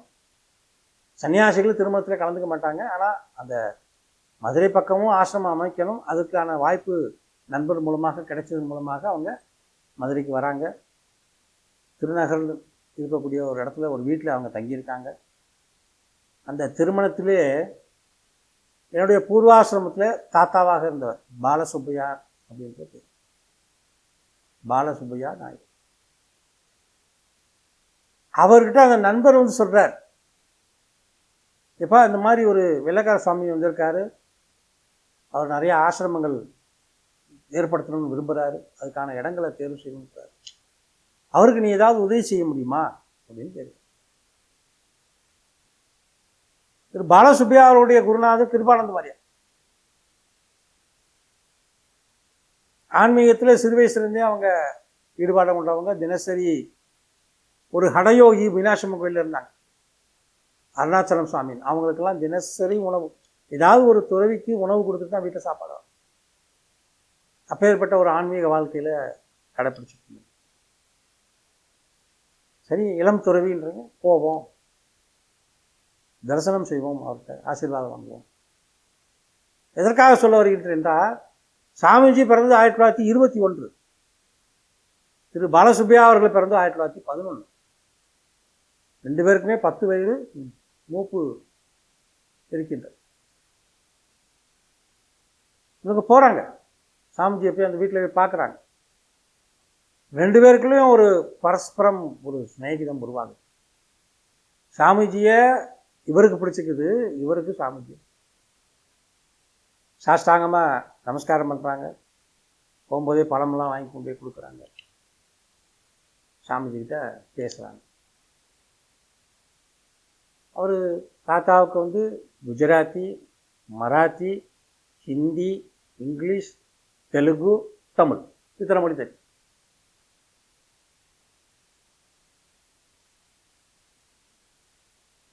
அதனால் அவர் சாமிஜிகிட்ட பேசுகிறாங்க. சாமிஜி வந்து சொல்கிறார், என்னுடைய குருநாதர் ஆசிரமம் அமைப்பதற்காக இடம் தேர்வு செய்ய சொல்லியிருக்கார், நான் அதுக்கான பயணத்தில் இருக்கேன். அன்றிலிருந்து இணைந்து கொள்கிறார்கள் அவர்கள். கன்னியாகுமரி போகிறாங்க, ஊட்டி போகிறாங்க, கொடைக்கானல் போகிறாங்க, பன்றிமலை போகிறாங்க, இது எல்லா இடங்களும் போகிறாங்க. எங்கேயுமே பகவானுடைய உத்தரவு அது கிடைக்கல, எங்கேயும் பகவானுடைய உத்தரவு கிடைக்கவில்லை. பாலசுப்பையா அவருடைய சொந்த ஊர் இங்கே பக்கத்தில் வடுகப்பட்டின்னு இருக்கு, ஆசிரமத்து பக்கத்தில். அப்போ வாங்க சாமிஜி நம்ம ஊருக்கு போவோம், அந்த பகுதியிலையும் மலைகள்லாம் இருக்குது, போய் பார்த்து போவோம். அந்த வடுகப்பட்டி பக்கத்தில் வகுத்து மலைன்னு ஒன்று இருக்குது, வயிற்று மலைன்னு சொல்லுவாங்க. அங்கே ஒரு சின்ன குகை இப்போயும் இருக்குது, அங்கேயும் போய் உட்காந்து தபஸ் பண்ணுறாங்க, அமைக்கலாமான்னு பார்க்குறாங்க. அங்கேயும் பகவானுடைய உத்தரவு கிடைக்கும். இந்த சூழ்நிலை ஒரு 2 நாள் கழித்து, இந்த சிறுமலைன்னு ஒன்று இருக்குது பக்கத்தில், வாங்க சாமிஜியை போயிட்டு வருவோம், அங்கே ஒரு அருவி இருக்குது, குற்றாடம்பட்டின்னு ஒரு ஊர் இருக்குது, அந்த அருவி நம்ம பக்கத்தில் தான் இருக்குது, வாங்கன்னு சொல்லி நடந்து வராங்க. அப்போ எல்லாம் பஸ் வசதி, அங்கேருந்து நடந்து சிறுமலையை நோக்கி வந்து அருவியில் குளிச்சுட்டு உட்காந்து தபஸ் பண்ணுறாங்க. சிறுமலையோட வைப்ரேஷன் சாமிஜி. ஆனாலும் குருநாதருடைய உத்தரவு இல்லை. அருவியிலேருந்து நடந்து வராங்க. நடந்து வரும்போது நம்ம ஆசிரமத்தில் ஒரு அரச மரம் இருக்கு, அந்த இடத்துல வந்தோடனே பகவானுடைய பாதம் தெரிகின்றது சாமிஜி. அங்கேயே அமர்ந்து விடுகின்றார். அந்த பாதம் மறையும் வரை அங்கே உட்கார்ந்து அவர் தபஸ் பண்றார். அப்ப சொல்றார், பாலு இந்த இடத்த நம்ம வாங்கலாமா? என்னுடைய குருநாதர் தன்னுடைய பாதத்தை இங்கே காமிச்சு விட்டார், இதுதான் ரமண பாதம். இந்த இடத்திற்கு என்ன பேரு? ரமண பாதம். சாமிஜி பகவானுடைய பாதம் இந்த இடத்துல பட்டிருக்கு. நமக்கெல்லாம் அது சூட்சுமத்தில் தெரியாது, ஏன்னா நாம் இன்னும் முழுமை அடையவில்லை. பகவான் முழுமையாக தன்னுடைய சீடரை அவர் ஏற்றுக்கொண்டார். சீடராகிய ரமணகிரி சுவாமிகள் அவர்களும் பகவானை முழுமையாக குருவாக ஏற்றுக்கொண்டார். குருவுக்கும் தெரியும், சிஷ்யனுக்கும் தெரியும், 2 பேருக்கும். இந்த இடத்த வாங்குங்க அப்படின்னு சொல்றார். ஆனால் சாமிஜிகிட்ட காசு கிடையாது. சரின்ட்டு பூர்வாசிரமத்தில் என்னுடைய தாத்தாவாக இருக்கக்கூடிய பாலசுப்பையா அவர்கள்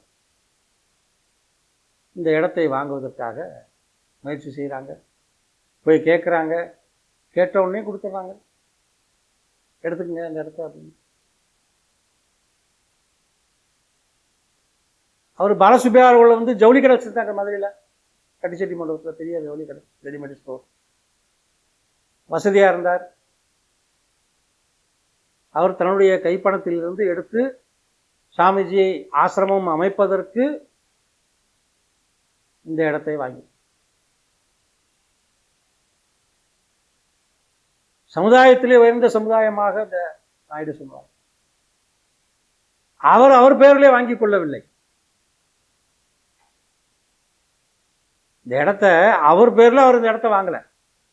சாமிஜி உங்க பேர்ல வாங்குவோம். அப்படி வாங்கும் பொழுது நீங்கள் ஸ்வீடன் நாட்டு சிட்டிசன்ல இருந்து இந்தியன் சிட்டிசன் ஆவதற்கு இங்கே சொத்துக்கள் இருந்தால் உங்களுக்கு எளிதாக இங்கே ஆசிரமம் அமைத்து நீங்கள் சமுதாயத்தில் செய்ய முடியும் என்று ஒரு பரந்த எண்ணம், ஒரு ஞானியை முழுமையாக புரிந்து கொண்ட எண்ணத்திலே சுவாமி ரமணகிரி அவர்கள் பெயரால் வாங்கப்பட்ட இடம்தான் இந்த இடம். சாமிஜி காசு தொட மாட்டாங்க, கடைசி இறப்பு வரைக்கும் காசு தொட மாட்டாங்க. நடைதான், கார்லன்னா நடை, சைக்கிள்னா நடை, எதையும் எதிர்பார்க்க மாட்டாங்க. எடுத்த கொள்கையை போய்கிட்டே இருப்பாங்க. ஆனாலும் இயற்கை அவருக்கு எல்லாம் கொடுக்கும். அவர் எந்த விதமான கஷ்டத்தையும் படுத்தது. மகா தபஸ்வி. இந்த இடத்த வாங்குறாங்க. இந்த இடத்துக்கு ரமண பாதம்னு வைக்கிறாங்க.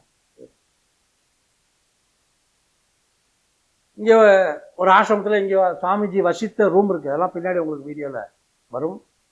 அதே மாதிரி சாமிஜிக்கு இந்த இடத்த வாங்க சொன்ன ஒரு அரச மரம் ஒன்றும் இருக்கின்றது. அந்த இடத்தையுமே உங்களுக்கு பின்னாடி வீடியோவில் நம்ம காமிப்போம். அந்த இடத்துக்கு முன்னாடி நம்ம இந்த விஷயத்தெல்லாம் சொல்ல போகிறோம். சாமி தங்குவதற்காக ஒரு சின்ன குடில் ஏற்படுத்தப்படுது. இங்கே கிடைக்கக்கூடிய பொருட்களை வைத்து ஒரு தகர ஷெட்டு போடுறாங்க. தகரத்திலேயே ஒரு ஷெட்டு போடுறாங்க. அதுக்குள்ளேயே ஒரு கிச்சன் அமைக்கிறாங்க. சிறிய கதவு, 5 அடி 4 அடி தான் இருக்கும். அந்த கதவு, பழைய கதவு கூட நம்ம உள்ள பத்திரமாக பாதுகாத்து வச்சுருக்கோம். இங்கே தான் 7 வருஷம் வசிக்கிறாங்க. எப்படி வசிக்கிறாங்க? அமாவாசையிலிருந்து பௌர்ணமி வரைக்கும் மௌனம். ரூமை விட்டு வெளியே வரமாட்டாங்க. பசி என்றால் தட்டு 3 முறை தட்டு ஒளி எழுப்பப்படும். அப்போ என்ன இருக்கோ அதை கொடுக்கணும். பழங்கள் இருந்தால் கொடுக்கணும், சாப்பாடு இருந்தால். 3 வேளை உணவுலாம் கிடையாது. அவருக்கு எப்போ பசிக்குதோ அப்போ தட்டு வரும். என்ன செய்கிறாருனே தெரியாது. தபஸ் பண்ணுறாரா, யோக பயிற்சி பண்ணுறாரா, எதுவுமே தெரியாது.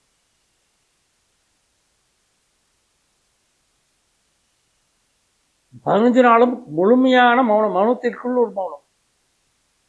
மௌனம் என்பதே ஒரு சாதாரண பொருளாக பார்க்கக்கூடிய இன்னர் சைலன்ஸ். பகவான் அவருக்கு என்ன உபதேசித்தாரோ அதை முழுமையாக அப்ளை பண்ண.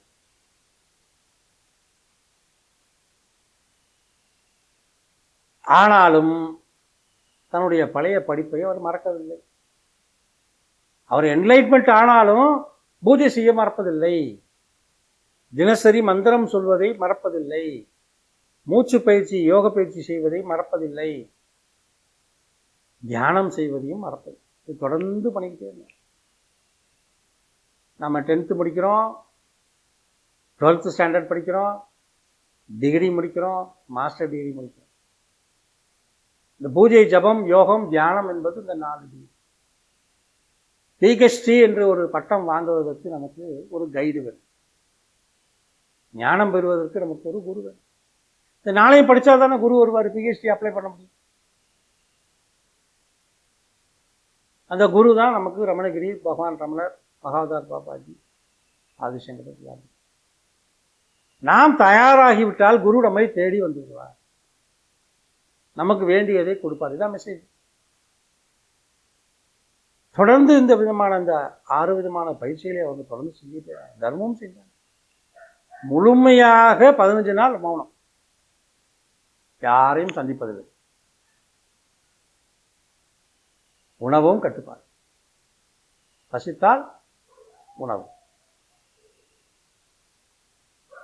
ஒரே ஒருத்தருக்கு தான் தெரியும் அவங்க என்ன பண்றாங்க. அவர் தான் பாலசுப்ரமணியன். ஏன்னா அவர் தான் கூட இருக்கார்.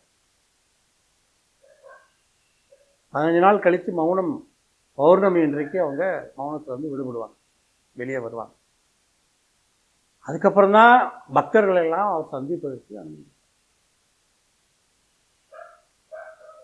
அவருக்கு வடதேசத்தில் ஏற்பட்ட நண்பர்கள், தென் தேசத்தில் புதிதாக உள்ள நண்பர்கள் எல்லாம் வந்து பேசுவாங்க. அந்த நண்பர்கள்லாம் சாமிஜி, திரு பாலசுப்ரியா அவர்களுடைய உதவியோடு பாலு இவங்களெல்லாம் நம்ம ட்ரஸ்டியாக போடலாமான்னு கேட்டு பாலு சாமியோடைய அனுமதியின் பேரில் அவங்கெல்லாம் ட்ரஸ்டியாக வராங்க. அதில் குஜராத்லேருந்து ஒருத்தர், பெங்களூர்லேருந்து ஒருத்தர், மதுரையிலேருந்து ஒருத்தர், அவங்கெல்லாம் ட்ரஸ்டியாக இருக்காங்க. இப்போ வந்து அவங்க எல்லாம் காலமாகிட்டாங்க. ஆனால் முன்னாடி சாமிஜி இருக்கும்போது அவங்களெல்லாம் வந்து இந்த ஆசிரமத்துடைய தர்மஸ்தானம் சேரிட்டபிள் ட்ரஸ்டோட ட்ரஸ்டியாக இருந்தாங்க. இந்த 15 நாள் மௌனத்தில் அவங்க தான் சாமிஜியை கவனிச்சிட்டாங்க.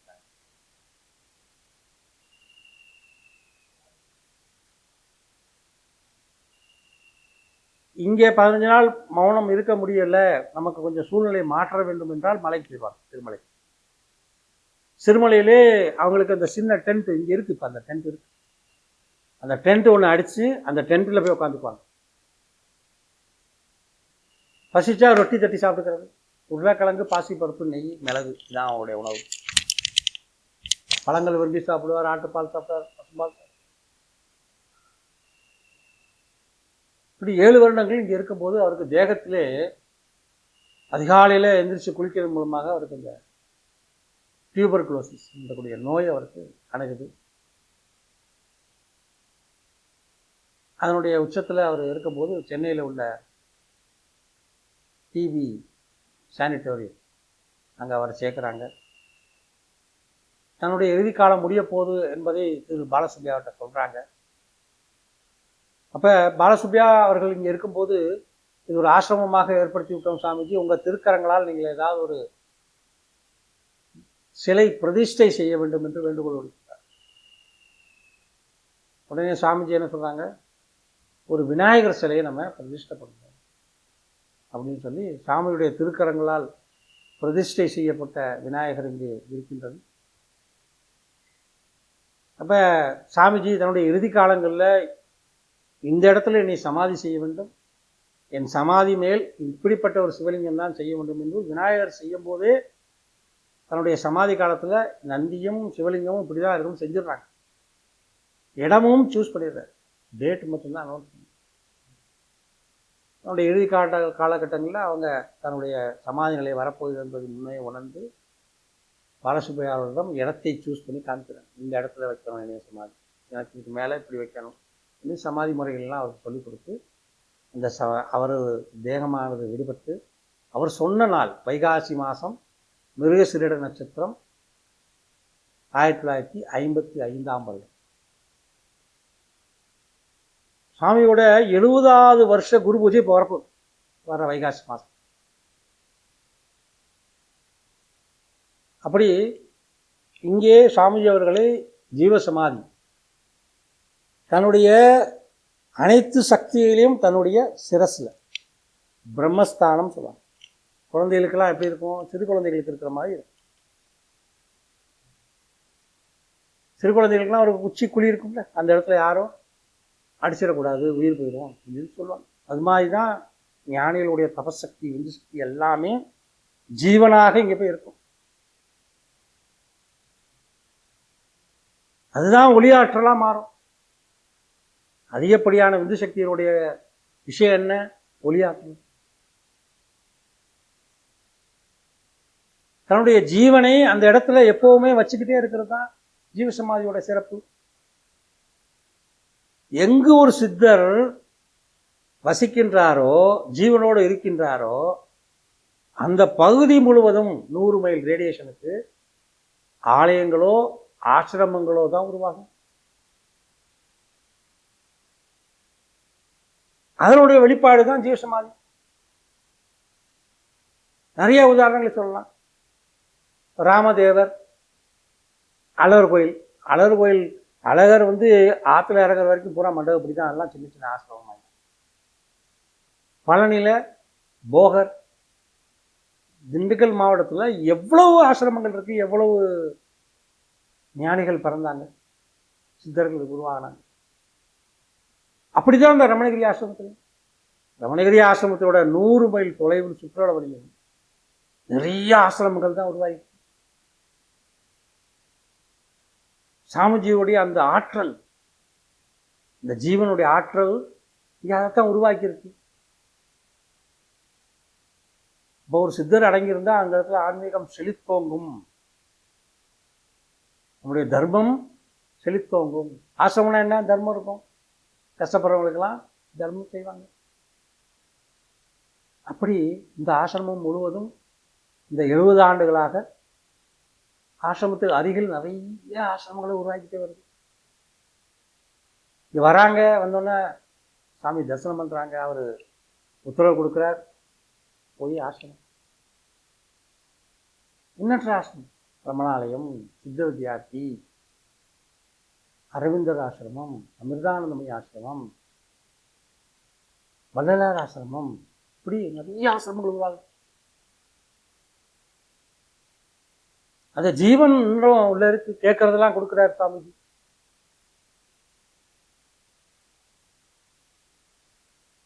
கர்ம வினைகளை யாரால் எடுக்க முடியும் சொல்லுங்க? உங்களுடைய குலதெய்வத்தினால உங்க கர்ம வினையை எடுக்க முடியுமா? முடியாது. உங்களுக்கு ஆண் வாரிசோ பெண் வாரிசோ தான் கிடைக்கும்.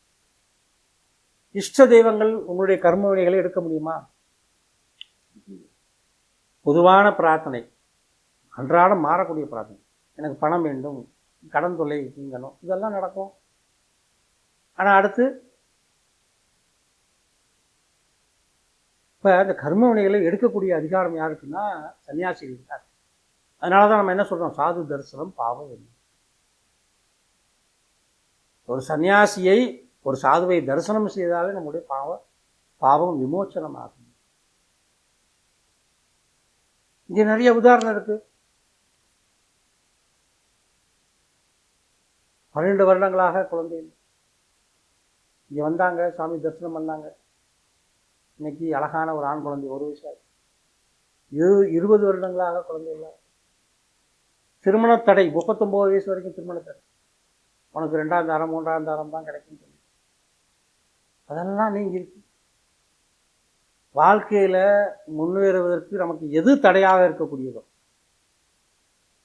என்னுடைய வாழ்க்கையை நான் மேலே வருவதற்கு திருமணம் ஒரு தடையா இருக்கு, எனக்கு ஆகவில்லை, குழந்தை ஒரு தடையா இருக்கு.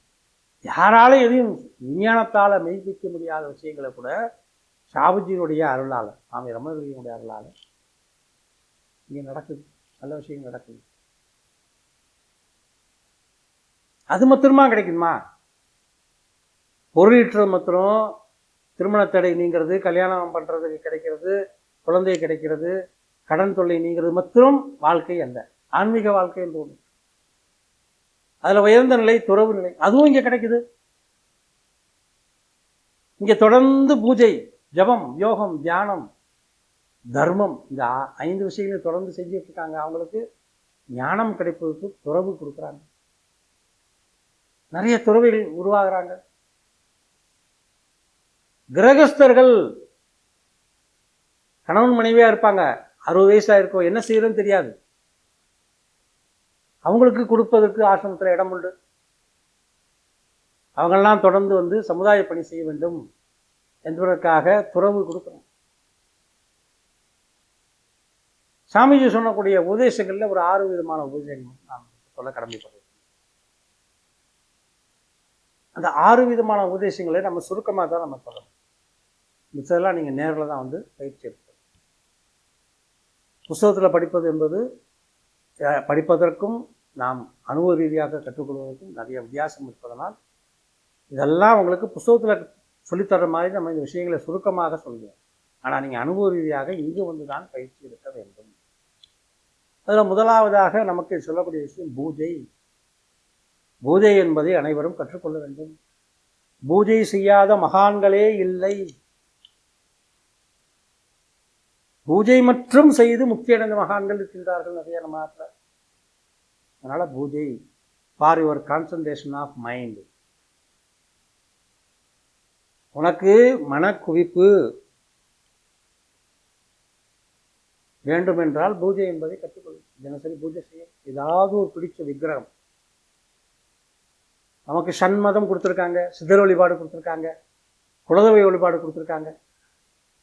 விநாயகரை வழிபடலாம், சிவனை வழிபடலாம், பெருமாளை வழிபடலாம், சக்தியை வழிபடலாம், பிரம்மாவை வழிபடலாம், இயற்கையை வழிபடலாம், சித்தர்களை வழிபடலாம், குலதெய்வத்தை வழிபடலாம். இவ்வளவு சேனல்ஸ் நமக்கு நம்முடைய கான்சன்ட்ரேஷன் ஆஃப் மைண்ட் அது கிடைப்பதற்கு நமக்கு இவ்வளோ சேனல் கொடுத்துருக்காங்க, டூல்ஸ் கொடுத்துருக்காங்க.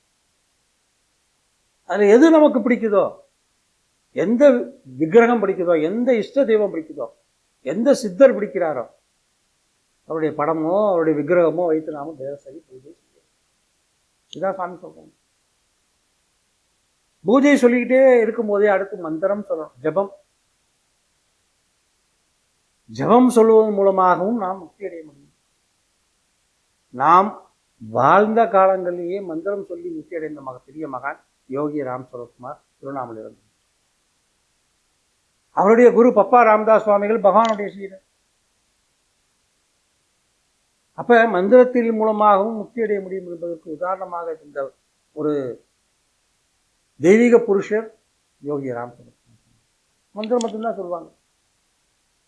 என்ன மந்திரம்? ஸ்ரீராம ஜெயராம ஜெய ஜெய, ஓம் ஸ்ரீராம ஜெயராம ஜெய ஜெய. அவ்வளவுதான். கோடிக்கணக்கான மந்திரம், 24 மணி நேரமும் மந்திரம் தான். சொல்லி சொல்லி சொல்லி சொல்லி சொல்லி அந்த உயர்ந்த நிலையை அடைஞ்சு. அப்ப பூஜை, அடுத்து ஜபம், அடுத்து யோகம். இந்த உடம்பை நல்லா வச்சுக்கணும். இந்த தேகம் ஒரு அறிவுக்குள்ள புழுக்கோ புல்லுக்கோ எதுக்குமே இல்லை. அதெல்லாம் இந்த பரிணாம வளர்ச்சியில மேலே வரணும். நான் என்ற அகந்தையும் நான் என்ற அறிவையும் யாருக்கு கொடுத்துருக்காங்க? இறைவன் மனிதனுக்கு தாங்க. இது கிடைக்கப்பெறுவதே பெரிய விஷயம். ஔவையார் சொல்றாங்க, பிறத்திருக்கிறது அரியது, மனிதனாய் பிறப்பது அரிது அரிது அப்படின்னு சொல்றாங்க. அப்ப இந்த மனிதனுக்கு மனித பிறவியை கொடுத்த நாம் இந்த பிறவியை வீணடிக்க கூடாது. அதுக்காக நம்ம என்ன செய்யணும்? உடம்பை நல்லா வச்சுக்கணும். உடம்பு எதில் இயங்குது? வாசி. வாசினா என்ன? சிவா. வாசியை திருப்பி போட்டா சிவம், சிவா. இந்த மூச்சு தான் வாசி. இந்த மூச்சு காற்றை சரியா வச்சுக்கணும். இந்த மூச்சு காற்று சரியா இருந்தா அவருடைய நோய்கள் தீரும்.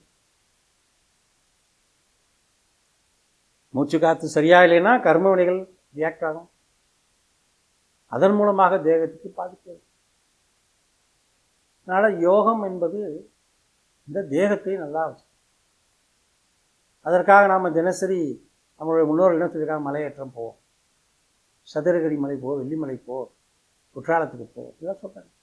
மலை ஏறணும், அருவியில் குளிக்கணும், ஆற்றில் குளிக்கணும், நதியில் குளிக்கணும், கிணத்துல குளிக்கணும். இதெல்லாம் மூச்சு பயிற்சி தான். இந்த மூச்சு பயிற்சியெல்லாம் எளிதாக கிடைக்கணும். லங்ஸ் நல்லா கொடுக்கணும். இதெல்லாம் தான் மலையேற்றம். அதுக்கு தான் சொல்கிறேன். காற்றுல போய் குளி, நீச்சல் அடி, உடம்பை நல்லா வச்சுக்க, இதுதான் சொல்கிறோம். முன்னோர்கள் ஏற்படுத்தினதான் இந்த இதெல்லாம் புண்ணிய ஸ்தலங்களாக மாறுறது. காரணம் என்ன? எல்லாம் போய் உன் உடம்பை நல்லா வச்சு. கடலில் குளித்தா என்ன ஆகும்? உடம்புல இருக்கிற டாக்ஸின் பூரா வெளியே, நச்சுத்தரலாம் வெளியே நிற்குள்ள. கடலில் குளிக்கணும். ஏன் அமாவாசை போய் குளிக்கிறாங்க? தை அமாவாசை, ஆடி அமாவாசை, என்ன நம்பிக்கையில் போய் பண்ணுறாங்க? ஏதோ ஒரு விஷயம் இருக்குல்ல. இதெல்லாம் யோகத்தின் அடிப்படையில் வரக்கூடிய செய்தி. 4வது நிலை தான் தியானம்.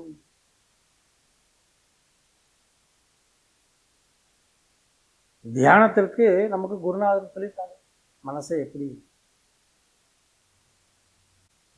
இந்த தியானம் என்பதை சாமி அவர்கள் சொல்லியிருக்காங்க. நிறைய விஷயம் சொல்லியிருக்காங்க. அதெல்லாம் நீங்கள் ஆசிரமத்தில் தான் வந்து கற்றுக்கணும். இங்கே நீங்கள் பயிற்சியின் மூலமாகத்தான் கற்றுக்கொள்ள முடியும். ஆனால் ஒரு விஷயம் நடக்கும். என்ன நடக்கும்? தியானம் செய்யும்போது நமக்கு இடைஞ்சல்கள்லாம் ஏற்படும். 20 நிமிஷத்துக்கு மேலே உட்காந்து தியானம் செய்ய முடியாது. எண்ணங்கள் வரும், மனசு வேலை செய்யும், பயப்படும், இந்த தேகம் பயப்படும், மரண பயத்தில் அவஸ்தைக்குள்ளாகும், நிறைய விஷயம் நடக்கும். இதெல்லாம் எதனால் ஏற்படுது என்றால் கர்ம வினைகள் தான். ஒரு குடும்பத்தில் ஒரு தாய் தகப்பன் இருப்பாங்க, குழந்தைகள் 2 ஆண் குழந்தைகள் 2 பெண் குழந்தைகள் இருக்கும். அப்பாவுக்கு சக்கரை வியாதி இருக்கும். அவருக்கு அந்த ஜென்மாவிலேயே அந்த சக்கரை வியாதி குணமாக வேண்டியது. இதுதான் நியாயமும் கூட. ஆனால் என்ன ஆகும், அப்பா அதை 2 பெண் குழந்தைகள் 2 ஆண் குழந்தைகள், ஒரு பெண் குழந்தைக்கும் ஒரு ஆண் குழந்தைக்கும் அந்த கர்மாவை பங்கு கொடுத்துருவார். கர்மா தான் அது. என்ன டெபாசிட் செஞ்சு வச்சுருக்கோமோ, do good and be good, இதுதான் கர்மாவுடைய பேசிக் பிரின்சிபல்ஸ். நீ நல்லதை செய்தால் உனக்கு நல்லது கிடைக்கும், நீ நல்லதை நினைச்சால் உனக்கு நல்லது நடக்கும், நீ வலிமையானவன் என்று நினைத்தால் நீ வலிமை அடைவாய். இதுதான் நமக்கு சொல்லிக் கொடுத்தோம், கீதையில தான் நமக்கு சொல்லிக் கொடுத்தோம். இப்போ இந்த கர்மா என்பது என்ன, ஒருத்தருக்கு சுகர் ஒருத்தருக்கு கிடையாது. அப்பா நல்லது செஞ்சிருந்தா அப்பா குழந்தைகளுக்கு அதை கொடுத்துருவாரு. அந்த குழந்தைகள் சமுதாயத்தில் ஆன்மீக பணிகள் இருப்பாங்க. அதே மாதிரி கர்மா வேற விதமா எப்படி இருக்கிறோம், உடம்புல படுத்தும், தேகத்தை படுத்தும். இதுல சன்னியாசிகள், சாதுக்கள், ஞானிகள் இப்படிலாம் விதிவிலக்கே கிடையாது கர்ம வினைக்கு. ரமணகிரி சுவாமியா இருந்தாலும் அவருக்கு டிபி வந்துச்சு. ஆனா கேள்விக்குறி இருக்கு. எப்படி கேள்விக்குறி, அவருக்கு யார் உடைய கர்ம வினையை சாமிஜி எடுத்துக்கிட்டாங்க, அது ஒரு கேள்வி. அப்படியே அந்த நோய் தேகத்துக்கு வந்தாலும் அந்த தேகத்திலிருந்து தன்னை பிரித்து கொண்டு பார்க்கக்கூடிய தன்மையை உடையவர்கள் இவர்கள். ஆனால் வருமா வராதான வரும். சராசரி ஒரு சாதாரண மனிதனாக இருந்தால் ஒரு முள்ளு குத்துதுன்னு வச்சுக்கோங்க, நம் மூளை என்ன சொல்லும், முள்ளு குத்திருச்சுன்னு சொல்லும். உடனே நம்ம என்ன செய்வோம், அந்த ஒரு முள்ளு வாங்கி எடுத்து அந்த முள்ளை மெதுவாக எழுதும். எடுத்தோன்னே அந்த பெயின் போயிடணும்ல, ஆனால் போகாது. ஒரு வாரத்துக்கு அந்த பெயின் வந்துக்கிட்டே இருக்கும் முள்ளு நேரம். இதுதான் கர்மா. ஆனால் ஒரு ஞானிகளுக்குன்னா அந்த விதமான உணர்வுகளே இருக்காது, இந்த நான் என்ற உணர்வே இருக்காது. இதுதான் வித்தியாசம். பட் கர்ம வினைகள் வருமா அவங்ககிட்ட வரும். சரி, தியானத்தில் இந்த மாதிரி கர்ம வினைகள் நம்மளுடைய உடம்பை பாதிக்குது, இந்த உடம்பை பாதிக்காம இருப்பதற்கு நான் என்ன செய்ய வேண்டும், இந்த கர்மாவை எப்படி கழிக்க வேண்டும், எல்லாத்துக்கும் ஒரு தீர்வு வேணும்ல. கேள்வியாக இல்லாமல் எல்லாத்துக்கும் ஒரு தீர்வு. அப்ப கர்மா எராடிகேட்டட் பை தர்மா, கர்மத்தை தர்மத்தின் மூலமாக வெல்ல முடியும் அப்படின்னு நம்முடைய சாஸ்திரங்கள்லாம் கீதையெல்லாம். தர்மம் செய்யணும். யாருக்கு செய்யணும், என்ன செய்யணும், எப்படி செய்யணும், இந்த 3 விதமான கேள்விகள். தர்மம் 3 விதமான தர்மம் செய்யும். உண்ண உணவு, உடுக்க உடை, இருக்க இருப்பிடம். இந்த 3 விதமான தர்மம் தான் அடிப்படை தர்மம். அது யாருக்கு கொடுக்கணும், இந்த சமுதாயத்தில் யார் இந்த சமுதாயத்தை நோக்கி இருக்காங்களோ அவங்களுக்கு நம்ம தர்மம் செய்யணும். நம்ம சாமி ரமணகிரியில் அவர்கள் சொல்லக்கூடிய தர்மத்தில் செய்யக்கூடக்கூடிய முதல் நபர்கள் கண் பார்வையற்றோர். நம்ம யாருக்கு தர்மம் செய்யணும், ஃபஸ்ட்டு கட்பார்வையற்றவங்களுக்கு தான் செய்யணும். யாரும் போய் எந்த கோயில்லையும் எந்த சித்தர் பீடத்திலையும் நான் கண் பார்வை இல்லாமல் அடுத்த ஜென்மத்தில் பிறக்கணும் வேண்டவே மாட்டோம். ஆனால் ஒருவன் பிறந்து விட்டான், அப்போ அவனை பாதுகாக்க வேண்டியது அவனுடைய உயிர் இயற்கையாக மடிவதற்கு நாம் என்ன உதவி செய்யணும். உயிரை கொடுத்தவனும் இறைவன், இந்த மூச்சு காத்த கொடுக்குறவன் இறைவன், இந்த மூச்சை எடுப்பதும் இறைவன். அப்போ அவன் இருக்கும் காலங்கள், வாழும் காலங்களில் அவனை கவனிக்க வேண்டிய பொறுப்பு இந்த சமுதாயத்திற்கு இருக்கு. அதனால முதல் தர்மம் கண் பார்வையற்றவர்களுக்கு நாம கொடுக்கணும். 2வது தர்மம் தவளக்கூடிய உடல் ஊனமுற்றவர்கள். உடல் ஊனமுற்றவங்களுக்கு 2வது தர்மம். அவனால் எழுந்திரிச்சு வேலை செய்ய முடியாது.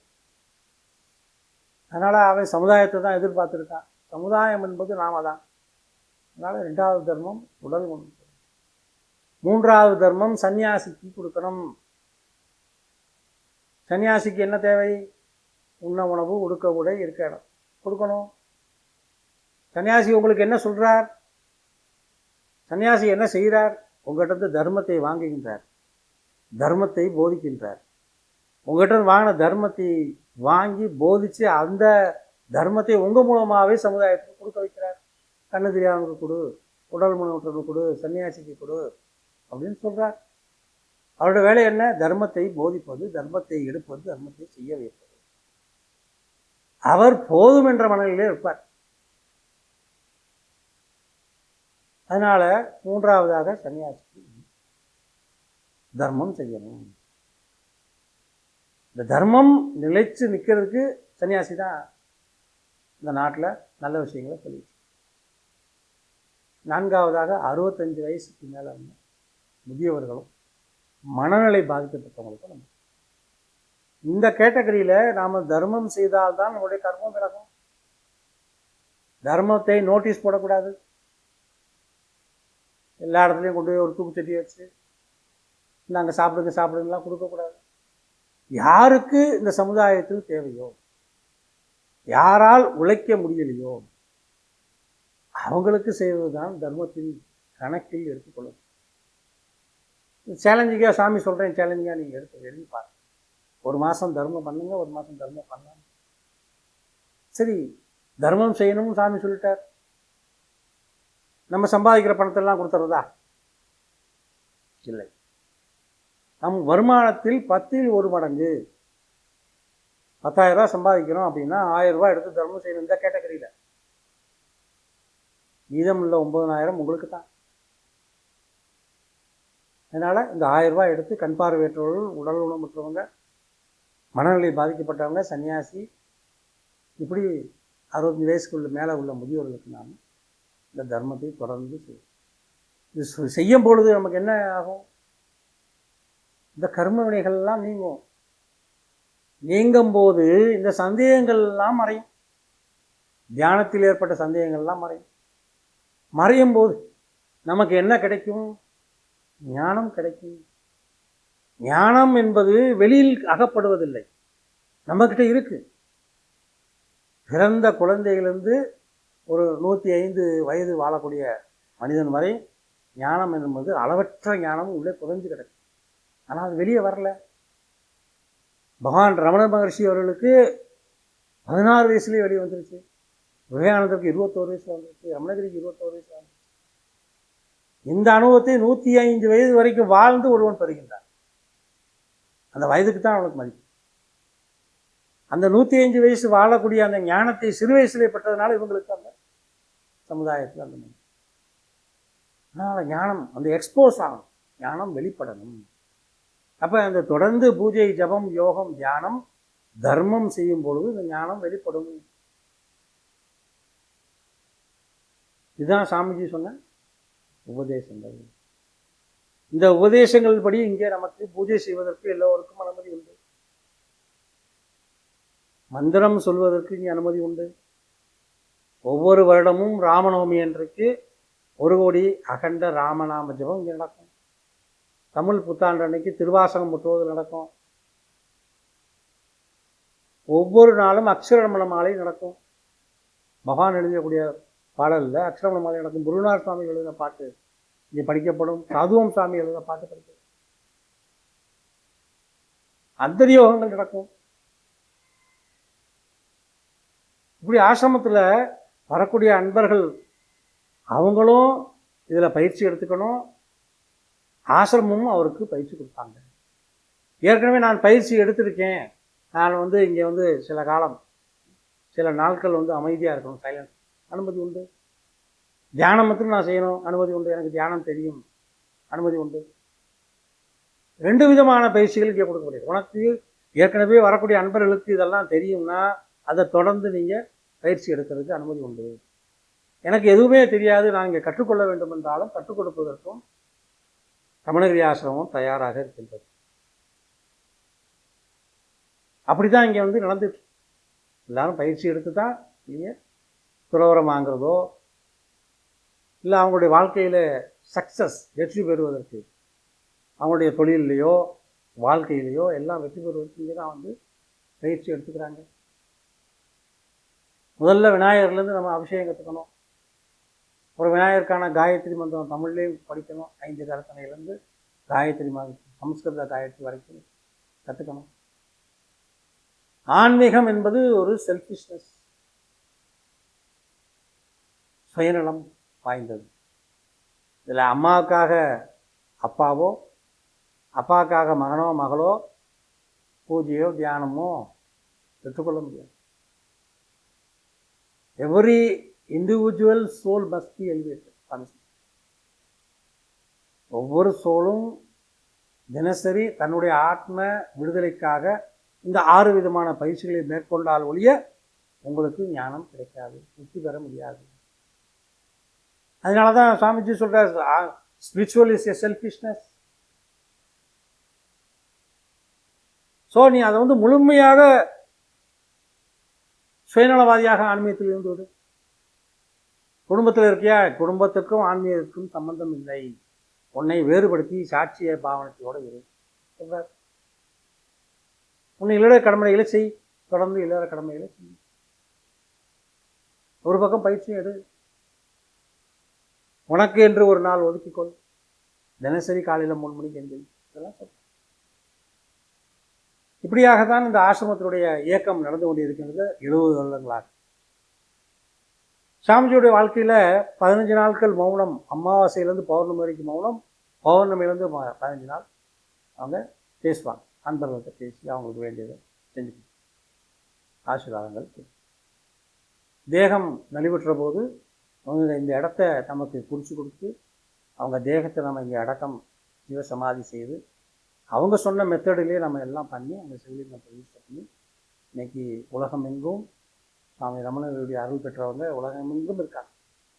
ஸ்வீடனில் இருக்காங்க, ஜெர்மனில் இருக்காங்க, அமெரிக்காவில் இருக்காங்க. எல்லாருமே அருள் பெற்று அவங்கவுங்க இந்த பயிற்சிகளை தொடர்ந்து செய்து கொண்டு. அதனால் இது வந்து ஒரு ஸ்பிரிச்சுவல் லேர்னிங் சென்டர். சுவாமி ரமணகிரி ஆசிரமம் என்பது என்ன? ஒரு ஸ்பிரிச்சுவல் லேர்னிங் சென்டர். இங்கே வந்து என்ன கற்றுக்கலாம்? பூஜை கற்றுக்கலாம், ஜபம், யோகம், தியானம், தர்மம், ஞானம் எல்லாத்துக்கும் இங்கே. அதனால தான் 70 வருஷமாக ஆசிரமம் அப்படி தான் இருக்கு. இப்போ தான் 69 வருஷம் 70 வருஷம் கழித்து இப்போ தான் ரோடே ஃபார்ம், இன்னமும் வனமாக தான் இருக்கு. அந்த சூழ்நிலை மாற்றவில்லை, அப்படியே தான் வச்சுருக்கோம். நிறைய பேர் பூஜை பண்ணுறாங்க, வார வாரம் வந்து பண்ணுறாங்க, ஜபம் சொல்கிறதுக்குனே வராங்க, யோக பயிற்சி கிளாஸஸ் நடக்குது, தியான கிளாஸ் நடக்குது, சைலன்ஸ் இருக்காங்க, தர்மம் செய்கிறாங்க. இங்கே வரக்கூடியவங்களுக்கு தர்மம் நடக்குது, சேவா செய்கிறாங்க, சேவா காரியம், ஆசிரமம் சுற்றி கூட்டுறது, வைக்கிறது, சாப்பாடு வைக்கிறது, சேவா காரியம். அதனால் ஆசிரமம் என்பது ஸ்பிரிச்சுவல் லேர்னிங் சென்டர். இங்கே பயிற்சி மட்டும்தான், வேறு கமர்ஷியலுக்கு ஒன்றும் இடமே இல்லை. வந்தால் பயிற்சி செய்யணும், இல்லை அமைதியாக இருக்கணும், இல்லை உங்களுடைய பிரார்த்தனைகளை அவற்றை வைக்கணும். எனக்கு பணம் வேண்டும், திருமண தடை நீங்கணும், குழந்தை பேர் வேணும், வழக்கில் ஜெயிக்கணும், இந்த மாதிரி பிரார்த்தனைகள்லாம் நிறையா இருக்குது. அதெல்லாம் நீங்கள் பண்ணிக்கலாம். அதனால் சாமிஜியுடைய அருளை அனைவரும் பெற்று இன்பமாக வாழ வேண்டும். அதே சமயத்தில் ஆன்மீகம் என்பது ஒரு சுயநலம் வாய்ந்தது, செல்ஃபிஷ்னஸ். அதை முழுமையாக நம்ம பயிற்சி எடுத்து நாமும் முழுமையடைய வேண்டும் என்று கூறி உங்கள் அனைவரையும் ஆசீர்வதிக்கின்றேன். சுவாமி ரமண பிரசாதானந்த கிரி, சுவாமி ரமணகிரி ஆசிரமத்தினுடைய 4ஆம் தலைமுறை பரம்பரை தர்மகர்த்தா. நீங்களும் ஆசிரமத்தோடு இணைந்து பணியாற்ற வேண்டும், கற்றுக்கொள்ள வேண்டும், நிறைய தர்மம் செய்ய வேண்டும் என்று கேட்டுக்கொண்டு உங்கள் அனைவரையும் ஆசீர்வதிக்கின்றேன். ஹரி ஓம், ஹரி ஓம், நமோ ரமணாய்.